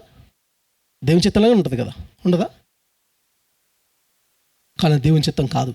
Still it's not God's will. వెళ్ళడమే గాడ్స్ విల్. మరి హోలీ స్పిరిట్ దేవుడు ఏం చెప్పాడు? నువ్వు వెళ్తే కష్టం వస్తుందని మాత్రమే చెప్పాడు, అంతేగాని వెళ్ళొద్దని చెప్పలే. బిలీవర్స్ ఏమవుతున్నారు? ఇందాక సిస్టర్ చెప్పినాడంటే బిలీవర్స్ ఏమవుతున్నారు అంటే నన్ను దాన్ని ఏమంటే ప్రేమ చూపించి దేవుని చిత్తానికి వ్యతిరేకంగా చేయడం కూడా చూస్తూ ఉంటాం. ప్రేమలో దేవుని చిత్తానికి వ్యతిరేకంగా పనిచేస్తున్నామేమో, కొన్నిసార్లు ఆపుతున్నామేమో మనం కదా. పేతురు అంటాడు, ఇందాక మాట్లాడినట్టు పేతురు ఏమన్నాడు? ఆ సిలువ నీకు దూరం అవుగాక. వెంటనే ప్రభు ఏమన్నా తెలుసా? సాతానాన్ని అనుకుపో అన్నాడు. అదేంటి అది నేను కొంచెం మిమ్మల్ని లేకపోతే మిమ్మల్ని జాలి పడ్డానికి నేను ఏదో మాట్లాడాను, నాకు బతకాలని లేదు అన్నాను అనుకోండి, ఏంటన్నా మరీ అట్లాగా అనొద్దు, తప్ప అట్లా అనొద్దు అంటే బాగుంటుందా? అంతే కదా. అంటే జాలి పడాలి కదా, జాలి పడలేదు కదా. పైగా ఏమనంటే సాతానాన్ని వెనకపో అన్నాడు. అదేంటి ప్రభా, సిలువ దూరం అవ్వాలి కదా అంటే కాదు, నేను వచ్చిందే ఆ పర్పస్ని ఆ సిలువ ఎక్కడానికి వచ్చాను. నేను పుట్టినప్పుడే దేవదూత నాకు చెప్పాడు. ఇంకా నేను పుట్టక మునిపిన తల్లిదండ్రులు చెప్పాడు. ఏమని? నేను ఎందుకు ఇస్తున్నానో ముందుకు చెప్పేశాను. తన ప్రజలను వారి పాపం నుంచి ఆయన విమోచించాను కాబట్టి ఆయనకి యేసు అని పేరుని పెట్టాలి. నా పర్పస్ ఎందుకు వస్తున్నానో ముందే ఆల్రెడీ చెప్పబడింది. నేను 12 years ఉన్నప్పుడు కూడా నాకు తెలుసు, నా తండ్రి పనుల మీద ఉన్నాను, మీకు తెలీదా? సో నేను చిన్నప్పటి నుంచి ఎదుగుతున్న ప్రతిసారి నేను ఎందుకు వచ్చానో దాన్ని ప్రాక్టీస్ చేస్తాను ఉన్నాను. ఇప్పుడు ఆ పర్పస్ని మిస్ చేసిన కాన్సెప్ట్ నా మీద జాలి పడినట్టు ఉంటుంది. కానీ గుర్తుపడండి, అది సాటన్ యొక్క స్ట్రాటజీ. సాటన్ యొక్క స్ట్రాటజీ ఎలా కనబడుతుంది అంటే దేవుని చిత్తం జరిగినట్టే అనిపిస్తుంది, కానీ అది కాదు.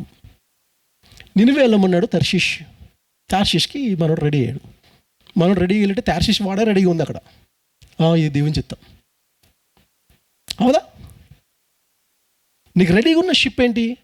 దేవుడు ఇటే వెళ్ళమన్నాడు, కానీ నువ్వు ఆపోజిట్ డైరెక్షన్లో వెళ్ళాలని నిర్ణయించుకునేటప్పటికి అప్పటికి ఆల్రెడీ ఆపోజిట్ డైరెక్షన్లోనే షిప్ కూడా రెడీగా ఉంది. కాబట్టి దేవుని చిత్తం ఇది. నేను ప్రార్థన చేశాను. కానీ ఈ మధ్యన చాలామంది ఉపయోగిస్తున్న మాట ఏంటంటే దేవుని చిత్తం. ఇది క్రైస్తవులకి ఎలా అయిపోయిందంటే ఊత పదం అయిపోయింది. ఒక అబ్బాయిని అడుగుతా ఉన్నాను, ఏంటి మ్యారేజ్ గురించి ఏదో అడుగుతుంటే దేవుని చిత్తం అన్నా, ఎప్పుడు చేస్తాను, ఎలా తెలుసుకుంటామని అడిగాను. ఎలా తెలుసుకోవాలన్నా? మరి అడుగుతున్నావు కదా దేవుని చిత్తం అని.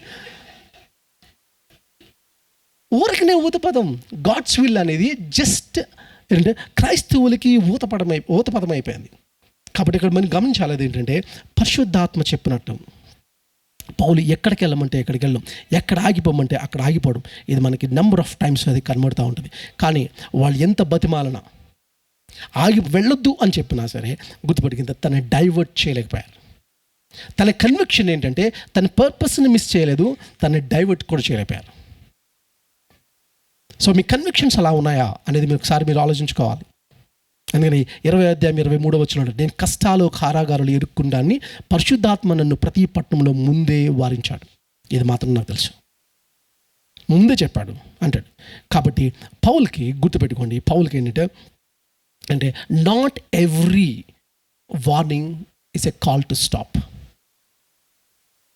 నీకు వచ్చిన వార్నింగ్ నేను ఆగిపోవడానికి కాదు, గుర్తుపెట్టుకోండి. It's a preparation for suffering. అది ఫస్ట్ పాయింట్ గుర్తుపెట్టుకోవాలి. తర్వాత ఏంటి అంటే ఇంకోటి ఏంటిది, true purpose doesn't always feel safe, అదేనా, but it always in God's hand. True purpose ఏంటంటే it's doesn't always feel safe. ఎప్పుడు సేఫ్గా ఉంటాననేది కాదు ప్రామిస్ చేసింది, దేవుని హ్యాండ్లో ఉంటాననేది మొత్తం ప్రామిస్ చేశాం. ఆ తర్వాత ఉండండి, the courage of conviction plays any price, it pays any price. ఒకటి నేనేమంటున్నానంటే పర్పస్ చెప్తుంది, రెండోది డైవర్షన్ని తీసుకురావట్లేదు, మూడోది ఎంత ప్రైస్ ఇవ్వడానికన్నా చెల్లించడానికి మనోడు ఇష్టపడుతున్నాడు. ఎందుకనంటే అక్కడ మాట ఏంటంటే, మేము తూరు నుంచి చేసిన ప్రయాణం ముగించి తొలైమైకి వచ్చాము, సహోదరులు కుశలం అడిగి వారి యొద్ద ఒక దినము ఉంటుంది. అంటే అక్కడ 40 kilometers మళ్ళీ ట్రావెల్ చేశారు. ఆ తర్వాత 64 kilometers చేశారు. తర్వాత అక్కడి నుంచి ఎక్కడికి వచ్చారంటే ఫిలిప్ ఇంటికి వచ్చారు. అక్కడ ఫిలిప్కి 4 అమ్మాయిలు ఉన్నారు, వాళ్ళు 4 ప్రవర్తించేవారు అని చెప్పారు. ఈ ఫిలిప్ ఎవరు అని అంటే మనకు తెలుసు. అంటే మనోడు ఏ ఊరిలో అయితే షిప్ ఆగిందో, షిప్ లోడ్ చేసుకునే టైంలో ఖాళీగా ఉన్నాడు అన్నారు. ఈ వన్ డే ఏం చేయాలి, ఈ రూపంలో ఒక్కసారి ఆ న్యూయార్క్ సిటీ అలా తిరిగి వచ్చేస్తే బాగుంటుంది కదా. నాకు తెలుసు ఒక అన్న మెరైన్ ఇంజనీర్ వైజాగ్లో, రాజు అని ఉంటారు. సో ఆయన యూరోప్ కంట్రీస్ అనేది తిరుగుతుంది షిప్లో, ఆయన మెరైన్ ఇంజనీర్ కాబట్టి తిరుగుతూ ఉంటాడు అని చెప్పండి. యూరోప్ వెళ్ళి లండన్లో ఆగింది అనుకోండి, షిప్ ఆగింది అనుకోండి, అక్కడ 4 days 5 days ఆగుతుంది. ఈ 4 days 5 days ఏం చేస్తారు, వాళ్ళకి పాస్పోర్ట్ ఇస్తారు. ఈ 4 days వాళ్ళు లండన్ అంతా తిరిగి మళ్ళీ వచ్చేయచ్చు ఈ 4 daysకి. సో ఇప్పుడు పాల్కి ఒక ప్లేస్లో షిప్ ఆగింది, ఇప్పుడు ఏం చేయొచ్చు, పాల్ ఒక రౌండ్ వేసేయచ్చు. కానీ ఈ లోపల ఆ సిటీలో క్రిస్టియన్స్ ఎవరున్నారో వెతుక్కున్నాడు. అక్కడ సంఘం ఆల్రెడీ స్థాపింపడదని తెలిసి అక్కడున్న క్రిస్టియన్స్ని కనుక్కున్నాడు. బై ద వే ఆ చర్చ్ మనోడు స్టార్ట్ చేసింది కాదు. పాల్ యొక్క ప్యాషన్ అర్థమవుతుందా? తను ఎక్కడికి వెళితే మీరు కొత్త ఊరు వెళ్ళగానే ఈ ఊర్లో ఫుడ్ ఎక్కడ బాగుంటుంది అన్నంత ఇంట్రెస్ట్. మీకు తెలుసు ఎక్కడ బిర్యానీ బాగుంటుంది, ఏ షాపింగ్ మాల్ బాగుంటుంది, ఎక్కడ ప్రొడక్ట్స్ మంచి దొరుకుతాయి అన్న దాని మీద అంత ఇంట్రెస్ట్. ఎక్కడ ఒక మంచి సంఘం ఉంటుంది, లేకపోతే లేదా నాకు విట్నెస్ని షేర్ చేసుకునే ఒక ప్లేస్ ఉంటుంది, లేదా కొంతమంది ప్రభు గురించి చెప్పాలన్నా ఉందా. మీ కమిట్మెంట్స్ అర్థమవుతున్నాయా? కన్విక్షన్ అనేది ఊరికని చెప్పిన మాట కాదు అది. పాల్ యొక్క కన్విక్షన్స్ ఎంత స్ట్రాంగ్ అంటే తను ఎంత ట్రావెల్ చేస్తాడో తను గమనించట్లేదు. నేను ఇంత చిన్న ట్రావెలింగ్స్కే నేను సిక్ అయిపోయి నన్ను నుంచోలేక బ్యాక్ పెయిన్ వచ్చి ఇంత ఉంటే, పాల్ యొక్క టైంలో షిప్స్లో అది కూడా దాని ఏమంటే మోషన్ సిక్నెస్ ఉంటుంది షిప్లో వెళ్తున్నప్పుడు. ఇవన్నిటిల్లో తన ఎలాంటి జ్వరాలు వచ్చినాయో ఎలాంటివి ఉన్నాయో అవి రాయలేదు మనకి. ఎంత ఫిజికల్గా నలిగిపోయాడు తెలుసు. బై ద వే ఎక్కడన్నా నాకలా రిసీవ్ చేసుకున్న వాళ్ళు వచ్చారా అంటే లేరు. ఎక్కడికి వెళ్తే ఆ ఊర్లో తనడం తీసుకెళ్ళి చేయాలి వాళ్ళు. బహుశా పౌలు వెళ్ళిన తర్వాత మనకులాగా ఈ ఊర్లో బిర్యానీ ఎక్కడ బాగుంటుంది అనేది పౌలు అడిగి ఉండడు. ఈ ఊరిలో జైలు ఏది బాగుంటుందని అడిగి ఉంటాడు ప్రతి ఊరికి వెళ్ళగానే. ఎందుకంటే మనోడికి తెలుసు ఈరోజు వాక్యం పెడతాను, సాయంకాలం తీసుకెళ్ళి జైలు వేస్తాను. అట్లా ప్రిపేర్ అయిపోయిన ఒక పర్సనాలిటీ, కన్విక్షన్ అది. ఆ కన్విక్షన్స్కి పాల్ రావడం మనం చూస్తూ ఉంటాం. పాల్ దానికోసం చూస్తూ ఉన్నాడు. అందుకని పాల్ ఏమంటాడంటే ఎఫెసీ పత్రిక 5వ అధ్యాయం 15వ వచనంలో 5th chapter 16th verse అంటాడు, ఇవి మంచి రోజులు కాదు అంటాడు. నేను వాడికి భాష బైబిల్ చదువుతాను, దినంలో చెడ్డవి కనుక కదా, ఇవి మంచి రోజులు కావు కన్నా వచ్చిన ప్రతి అవకాశాన్ని వినియోగించుకోండి, ఉపయోగించుకోండి అంటాడు. Days are not good. వచ్చిన ప్రతి అవకాశాన్ని ఉపయోగించుకోండి. ఇప్పుడు ఆ సిటీ వచ్చాడు, అవకాశం వచ్చింది, వెళ్ళిపోయాడు అంతే, ప్రీచింగ్కి మళ్ళీ వెళ్ళిపోయాడు కదా. ఇక్కడ కూడా ఇప్పుడు ఎక్కడికి వచ్చాడు? తొలెమైకి వచ్చాడు. ఈ తొలెమైలో కూడా ఇంకొక చర్చ్ ఉంది. ఈ చర్చ్ కూడా పౌలు కట్టింది కాదు. ఇది కూడా స్టెఫన్ హింసించడం వల్ల చెల్లా చెదిరైపోయిన వల్ల వచ్చిన ఆ శిష్యులు ఎవరైతే కట్టారో వాళ్ళు స్థాపించిన సంఘం. అంటే ఆ చర్చ్కి పౌలు హెడ్ కాదు, అంటే పాస్టర్ కాదు. బట్ చర్చెస్లో ఎలా ఉండే పౌలు రాగానే చేర్చుకున్నాడు. మా పాస్టర్ కాదు అనుకోలేదు. ఆది సంఘంలో ఉన్న ఛాలెంజెస్ చూడండి. ఇది పరిస్థితి. అయితే ఇక్కడి నుంచి ఏం చేశారంటే ఫిలిప్ అని ఇంటికి వెళ్ళారు. ఫిలిప్ ఎవరంటే మనం ఆల్రెడీ అపోస్తల కార్యాలు చేసాం. పూర్ విడోస్కి ఫుడ్ని డిస్ట్రిబ్యూట్ చేసే దాంట్లో 7 లీడర్స్లో మనోడు ఒకడు. అంతమాత్రం కాదు, సమరయోవులకి ఫస్ట్ టైం గాస్పెల్ అందించిన వాడు. అంతమాత్రం కాదు, ఇంకోటి అంటే నపుంసకుడికి సువార్త చెప్పినవాడు ఫిలిప్. మనకి కనబడుతూ ఉంటాడు కదా. సో ఫస్ట్ టైం బైబిల్లో ఒక ఇవాంజలిస్ట్ అని పేరు పెట్టిన వాడు ఎవరంటే ఫిలిప్పే. ఏ ఫిలిప్కి 4 కుమార్తెలు ఉన్నారు. ఇది నాకు చాలా విచిత్రంగా అనిపించింది. ఈ 4 కుమార్తెల గురించి ఏమి ఇచ్చాడు అని అంటే ఇక్కడ ఏమన్నాడంటే 4 వర్జిన్ డాటర్స్, కన్యకులు అన్నాడు. 4 వర్జిన్ డాటర్స్. ఓకే, వాళ్ళు ఏం చేస్తారంట? ప్రాఫిటస్, ప్రవచనాలు చెప్తున్నారు. అంతే స్టేట్మెంట్. అంతకు మించి ఒక్క మాట ఉపయోగించలేదు ఇక్కడ. నాకు ఇది చదవగానే దీని నుంచి ఏం చెప్పాలి నాకు అర్థం కాలేదు. ఏం చెప్పాలో అర్థం కాలేదు. చాలా ఈవెన్ కమెంటరీస్ తిరిగేశాను. ప్రాఫెసీ అంటే ఏంటో ఎక్స్ప్లెనేషన్ ఇచ్చారు. విమెన్ మినిస్ట్రీ గురించి మాట్లాడారు. ఇట్లా చాలా మాట్లాడేశారు. కానీ ఎందుకు నిజంగా అంత ఉద్దేశంతో లుక్ ఇది రాసి ఉంటాడా నాకు అర్థం కాలేదు. So I struggle. సో రాత్రి పడుకున్నాను నేను, కానీ మెలకు వస్తుంది. మధ్యలో మెలకు వస్తున్నప్పుడు ఇదే థాట్ మెలుతా ఉంది. కానీ మార్నింగ్ లేచి మళ్ళీ నేను చదువుతున్నప్పుడు అక్కడ ఒక మాటను మీ ముందు పెడతా ఉన్నాను. అదేంటంటే ఇది మాట చూడండి, 20 verse చాప్టర్. అక్కడ మాట అంటే అక్కడ ఎక్కడున్నది? 9th verse. He had 4 unmarried daughters who prophesied. అక్కడ ఆపిస్తాడు. 10th verse.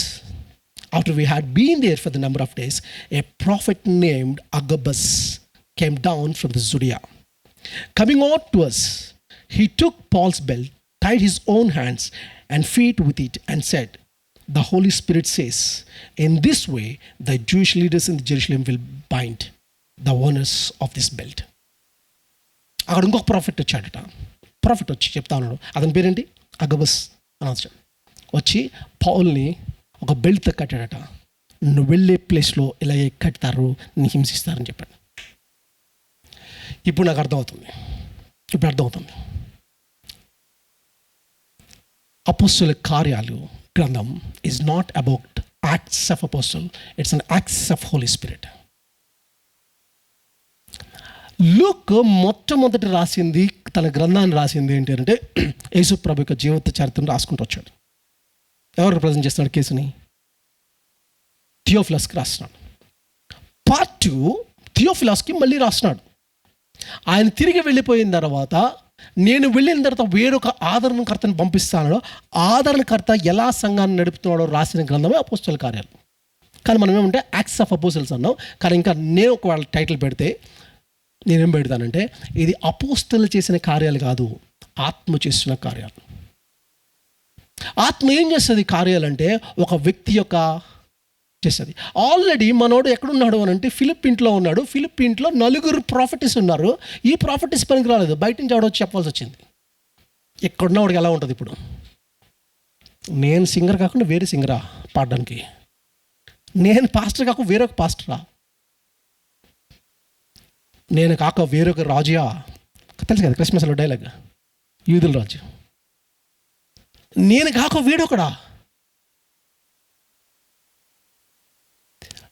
మారిన వ్యక్తులు అంటే ప్రాఫెసీ చెప్పగలిగిన స్టాటస్లో ఉన్న 4 అక్కడ వర్స్ అండ్ డాటర్స్ తన గుండి వాళ్ళ ఇంట్లో ఉన్న పౌల్కి దేవుడు వాళ్ళ 4 చెప్పించలేదు. ఇంకొకళ్ళు ఎవరినో తీసుకొచ్చి బయట నుంచి చెప్పిస్తాడు. అప్పుడు లోకల్ ఉన్న వాళ్ళకి ఏమన్నా అనిపిస్తుంది? ఈ 4 ఏమనిపిస్తుంది? ఏమనిపిస్తుంది? ఇప్పుడు నేను కాక వేరొక రాజా? మేం కాకపోతే వేరే ప్రాఫిటా? మేం కాదా? బైదవే లేవన్నా వన్నెస్లో పాడుకున్న ప్రాఫిట్లు అనుకున్నారు ఏంటి? వాళ్ళకి కాదేళ్ళు బైదవే, వాళ్ళకి అంత అండర్స్టాండింగ్ లేవు. సెలబ్రిటీ స్పీకర్స్ కాదు వీళ్ళు, ఒకరికొకరు సంబంధాలు లేవు. ఇప్పుడు బయట నుంచి ఒకడు వస్తూ ఉన్నాడు, వస్తుంటే వీళ్ళని యాక్సెప్ట్ చేయడం, maybe God is dealing the attitudes కదా. అప్పుడు వీళ్ళు ఎలాగా ఫీల్ అవుతూ ఉంటారు, ఎలా ఫీల్ అవుతారు ఆలోచించండి. మీకు ఎలా మీరు ఎలా అనిపిస్తుంది? మీ ప్లేస్లో మిమ్మల్ని పక్కన పెట్టి వస్తే ఎలా ఫీల్ అవుతారు? అప్పుడు మీ కన్విక్షన్స్, మీ కమిట్మెంట్స్ ఎలా ఉంటాయి? నా ప్లేస్లో నేను తప్పుకోరు, నా ప్లేస్లో ఇంకోటి వస్తే అప్పుడు నా కమిట్మెంట్, నా కన్విక్షన్స్ ఎలా ఉంటాయి? అక్కడ క్రీస్తు యొక్క స్వభావం బయటకు వస్తుంది. హోలీ స్పిరిట్ దేవుడు కార్యాలు ఏంటి అంటే ఒక వ్యక్తి యొక్క వ్యవస్థని మారుస్తూనే వ్యక్తిలో ఉన్న విషయాలను కూడా మారుస్తాడు, యాటిట్యూడ్స్ని మారుస్తాడు.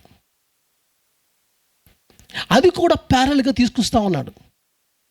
వాళ్ళకి డిసైపుల్స్ యొక్క లైఫ్ స్టైల్ చూస్తే మాలో ఎవడ గొప్ప అనుకున్న అడిగిన డిసైపుల్స్ ఏ స్థాయికి వచ్చేసారంటే, వెండి బంగారాలు మా అద్ద దగ్గర లేవు కానీ మేము ఎవరిని ఇస్తామంటే నజరేడైన యేసుని అనేసి ఒకరికొకరు హెచ్చులుగా, అసలు యోహానికి పీతర్కి పడేది కాదు, వీళ్ళిద్దరు కలిపి హీల్ చేసి మళ్ళీ ప్రభుని చూపించారు. మళ్ళీ ఇంత పేతురు అంటే ప్రధాన శిష్యుడిగా చెప్పుకున్న పేతురుని పౌలు గద్దించాడు, దానికి లోపడ్డాడు. అరే నువ్వు మొన్న వచ్చినాడు, నేను ఆయనతో 3.5 years తిరిగినాడు. బై ద వే నేను ప్రెసిడెంట్ని దేనికి, శిష్యుల్లో. అరే నువ్వు నాకు చెప్పేదేంటి? యాటిట్యూడ్స్ చూడండి, అవన్నీ ఒకనొకప్పుడు నా యాటిట్యూడ్స్ ఇప్పుడు లేవు. హోలీ స్పిరిట్ దేవుడు నీ హార్ట్లో, నా హార్ట్లో తీసుకొచ్చింది యాటిట్యూడ్స్, సివిక్ సెన్స్ని తీసుకొస్తాడు. ఎలా మాట్లాడాలి, ఎలా రియాక్ట్ అవ్వాలి. ఫ్లైట్లో ఎందుకు అలా రియాక్ట్ అవుతున్నాడు ఆయన? అది మారదా? మారవు.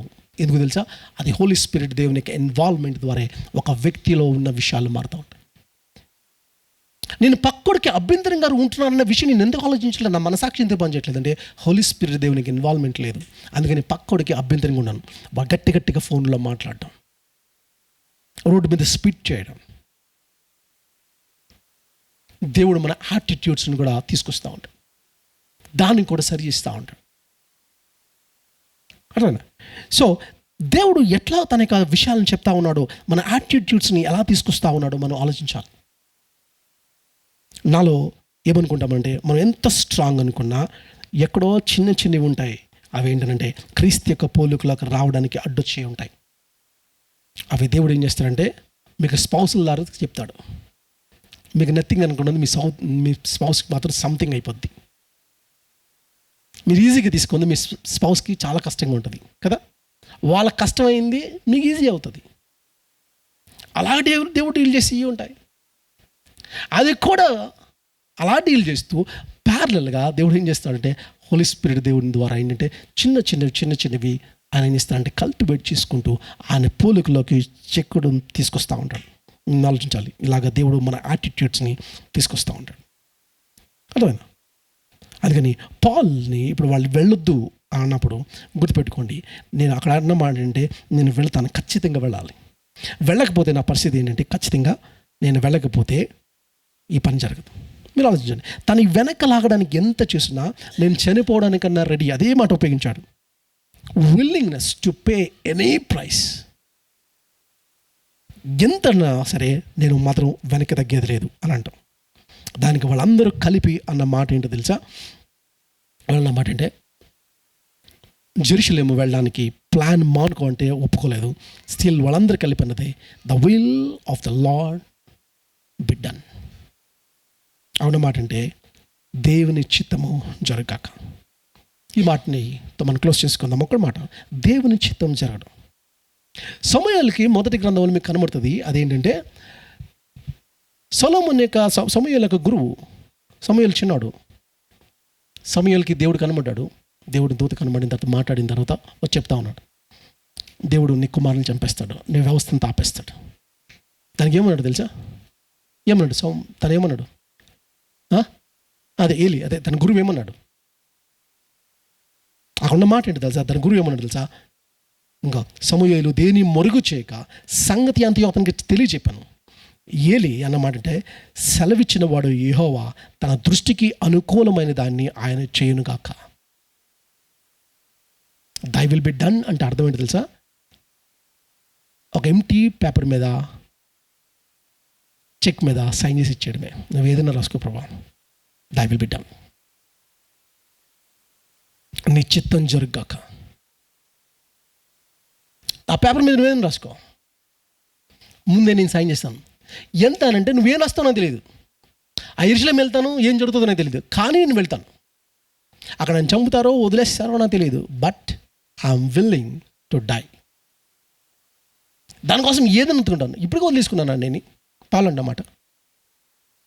నా పొజిషన్, నా ప్రయారిటీస్ని, నా యొక్క స్టాటస్ని, నా స్టడీస్ని అన్నిటిని పెంటకుప్పగించేసుకున్నాను.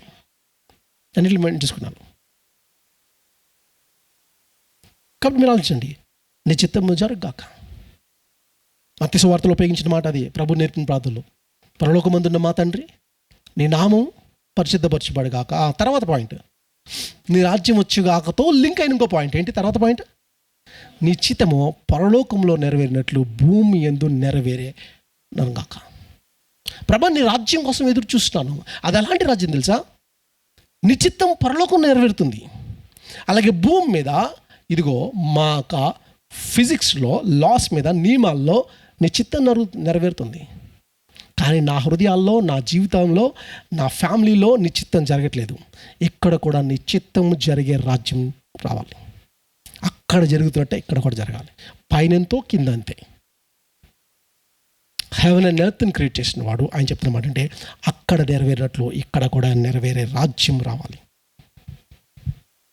యాక్చువల్గా ఏంటంటే నాకు ఇష్టం లేదు అది. దేవుని చిత్తం మనకి ఇష్టంగా ఉండదు. యేసు ప్రభు యొక్క ప్రార్థనలు ఇట్లా ఉంటుంది, నా గిన్నె తీసేయి ప్రభా, నాకు ఇష్టం లేదు. ఈ పెయిన్ నేను తట్టుకోలేను, ఈ సఫరింగ్ నేను తట్టుకోలేను.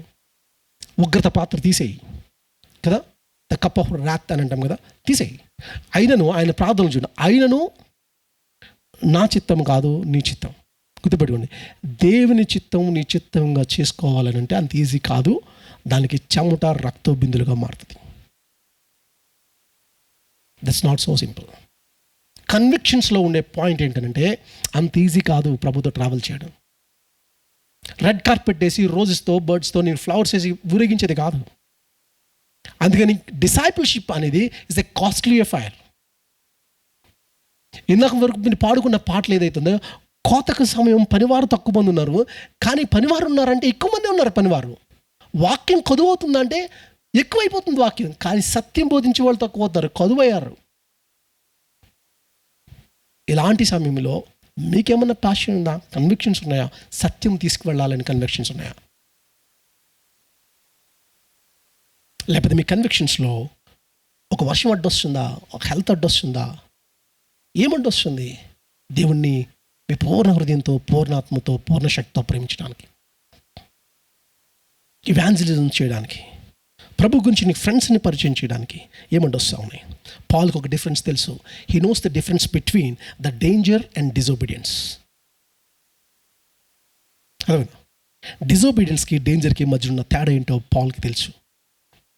అదేనా, అది డేంజర్. ప్రభు యొక్క ప్రార్థనలో ఈ కప్ తీసుకుంటే, ఉగ్రత తీసుకుంటే దిర్ ఇస్ ఎ డేంజర్, నేను శ్రమపడాలి. దానికి డిజోబే అవడానికి, అవిధేయతలు అవడానికి చాలా తేడా ఉంది. ఆయన నా చిత్తం కాదు నీ చిత్తం. గుర్తుపెట్టుకోండి, నీ రాజ్యం వచ్చుగాక. ఎలాంటి రాజ్యం? నీ చిత్తము పరలోకము నెరవేరినట్లు భూమి మీద నా జీవితంలో, నా వర్క్ ప్లేస్లో, నా లైఫ్ స్టైల్లో నా చిత్తం కాదు నీ చిత్తం, నా ఇష్టం కాదు నీ ఇష్టం, జీవించేది కాదు నేను కాదు నువ్వు జీవించడం, నీ రాజ్యం వస్తుంది. నువ్వు నాకు ప్రభుగుంటాను, నీ చిత్తానికి నేను ఉపయోగుతాను. చిత్తం ప్రభువా నువ్వు చేతి సెలవిచ్చింది, యెహోవా చిత్త ప్రకారమే జరుగును కాక. అలా అని పౌల్ని పంపిస్తూ ఉన్నారు. ఇలా చెప్పి పౌల్ని పంపిస్తూ ఉన్నారు. నేను కొన్ని ప్రశ్నలు మిమ్మల్ని నేర్చుతా ఉన్నాను, మీరు ఆలోచించండి. అదేంటంటే, are we willing to follow Jesus into hard places? Are we willing to follow Jesus into hard places? అవుతుందా? Do we value safety more than obedience? సేఫ్టీగా ఒబీడియన్స్గా మీరు దేనికి వాల్యూ ఇస్తారు? దేవునికి విధేయత చూపించేదానికా, లేకపోతే మీ సేఫ్టీనెస్గా దేని మీద ఎక్కువ కౌంట్ చేస్తూ ఉన్నారు? అందునా నేను ఇంకో ప్రశ్న కూడా ఇస్తాను. Have you counted the cost of following Christ? ఈ 3 ప్రశ్నలు మిమ్మల్ని వేస్తూ ఉన్నాను. అదంటే despite the warnings, struggles and the pain and suffering, Paul ఏం చేశాడనంటే ఇట్స్ వర్త్ అని ఎంచుకున్నాడు. ఇవన్నిటి కోసం, ప్రభు కోసం ఇవన్నిటిని వదిలేస్తానన్నాడు. అందుకని ప్రభు చెప్పిన మాట అదేంటంటే, whoever wants to become my disciple, నాకు శిష్యుడు అవ్వాలంటే ఫస్ట్ మీరు అందరూ చేయవలసిందంటే నిన్ను ఉపేక్షించుకొని, డినై దై సెల్ఫ్. ఎక్కడ డినై చేసుకోవాల్సి వస్తుంది?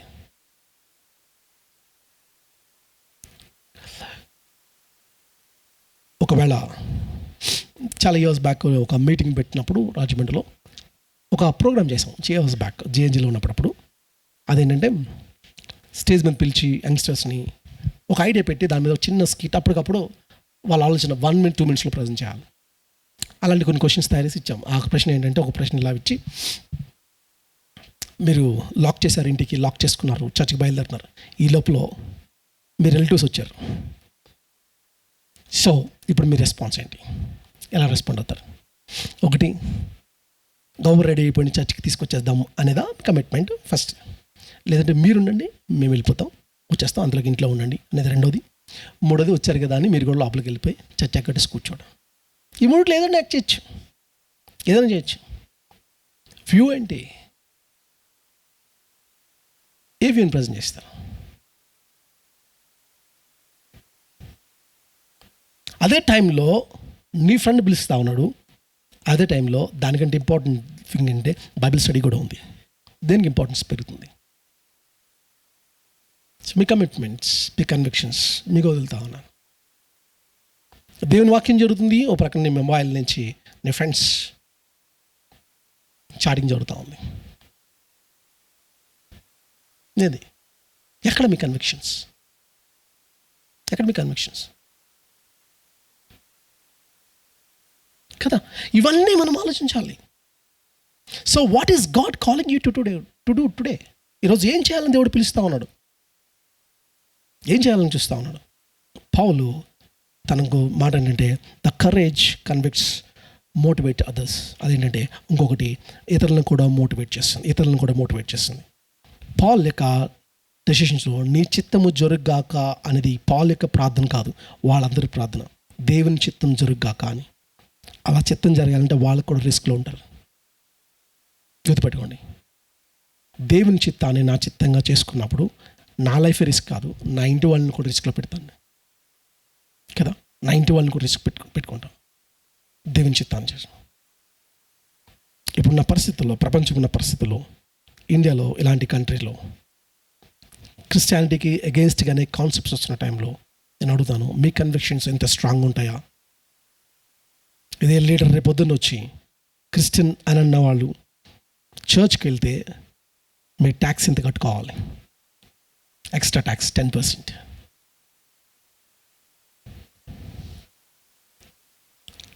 ఏమవుతుంది? ఫలానవి పోతాయి. ఇప్పటికే పోయినాయి కదా. క్రిస్టియన్ అని చెప్పుకుంటే మీకు రిజర్వేషన్ పోతుంది కదా. సో ఇక్కడ మన కన్విక్షన్స్ ఎలా ఉన్నాయో మనకు తెలుసు. ఆలోచించుదాం. దేవుడు అపోస్తలుల కార్యాల ద్వారా మాట్లాడుతుంది ఏంటి అని అంటే, అపోస్తలుల ద్వారా దేవుడు కార్యాలు చేయట్లేదు, ఆత్మ ద్వారా కార్యాలు చేస్తున్నాడు. తన మూమెంట్ని పెద్దది చేసుకుంటున్నాడు. ఒక వ్యక్తి తన చావుకు దగ్గర అవుతున్నాడు, కానీ గుర్తుపెట్టుకుంటే మూమెంట్ పెద్దది అవుతా ఉంది. ఆ మూమెంట్ యెరూషలేములో స్టార్ట్ అయింది. యోదయ నుంచి సమరయ నుంచి భూదిగంతాల వరకు మాత్రం మూమెంట్ పెరుగుతుంది, వ్యక్తులు మాత్రం చనిపోతూ ఉన్నారు. అందుకని దేవుడు వర్క్ని మార్చట్లేదు, వర్కర్స్ని మాత్రమే మార్చుతూ ఉన్నాడు. దేవుడు నిన్ను వర్కర్గా పెట్టాడు. నీ పని ఏంటి? నీ కన్విక్షన్ ఏంటో మనం ఆలోచిస్తాం. ప్రార్థన చేసుకుందాం, కళ్ళు వేసుకుందాం. ప్రేమగల మా తండ్రి, జీవం గల మా ప్రభువా, ఈ ఉదయకాల సమయంలో పాల్ నుంచి చాలా విషయాలు మేము నేర్చుకుంటా ఉన్నాం. దానంతటి విషయం వెనకాల ప్రభువా క్రీస్తు యొక్క పోలికలోకి చెక్కబడుతున్న ఒక వ్యక్తి యొక్క జీవితం ఎంతమందిని ప్రభావితం చేస్తుంది. వ్యక్తి మారడం వల్ల వ్యక్తి యొక్క ఆలోచన విధానం మారుతుంది, మాటలు మారుతాయి, ప్రవర్తన మారుతుంది. బయట మా సివిక్ సెన్స్ బాగాలేదు, ఎందుకంటే మాలో మార్పు రాలేదు, మా కన్విక్షన్స్ బాగాలేవు. గాస్పల్ని, క్రీస్తు గురించిన విషయాల్ని మీరు సీరియస్గా తీసుకుపోవడానికి కారణం ఎందుకంటే ప్రభా అది మాకు బోన్ మ్యారో వరకు ఇంత వెళ్ళినంత లోతుగా ప్రభా వాక్యం వెళ్ళలేదు. ఇది అలవాటు అయిపోయింది ప్రభా. అలా ఉంటూ సూపర్ఫిషియల్గా మా ఫెయిత్ని ప్రాక్టీస్ చేసినంతసేపు ఎలాంటి కన్విక్షన్స్, ఎలాంటి మార్పుని ప్రపంచంలో తీసుకురాలేము. నీ వాక్యం చేత పట్టబడిన బిడ్డలుగా పాల్కున్న ప్యాషన్ మాకు కూడా మీరు అనుగ్రహించండి. అప్పుడే మాలో ఆ కమిట్మెంట్ వస్తుంది, అప్పుడే మేము దూచుకుంటూ ఈ ప్రపంచంలో పనిచేయగలం. కాబట్టి ప్రభా, మా వీక్నెస్ అన్నిటిని నీ చేతిలో పెడతా ఉన్నాం. నీ దగ్గర రావడానికి అడ్డొచ్చిన ప్రతి కాన్సెప్ట్ని నీ చేతిలో పెడతా ఉన్నాం. దాన్ని ఎట్లా జయించాలో కావాల్సిన శక్తిని మాకు అనుగ్రహించి నడిపించమని, బిడ్డలందరి పక్షానికి చేసుకుని ప్రార్థన అంగీకరించమని మా ప్రభువును రక్షకుడైన యేసుక్రీస్తు నామమున అడిగి వేడుకుంటున్నాం తండ్రి. ఆమేన్.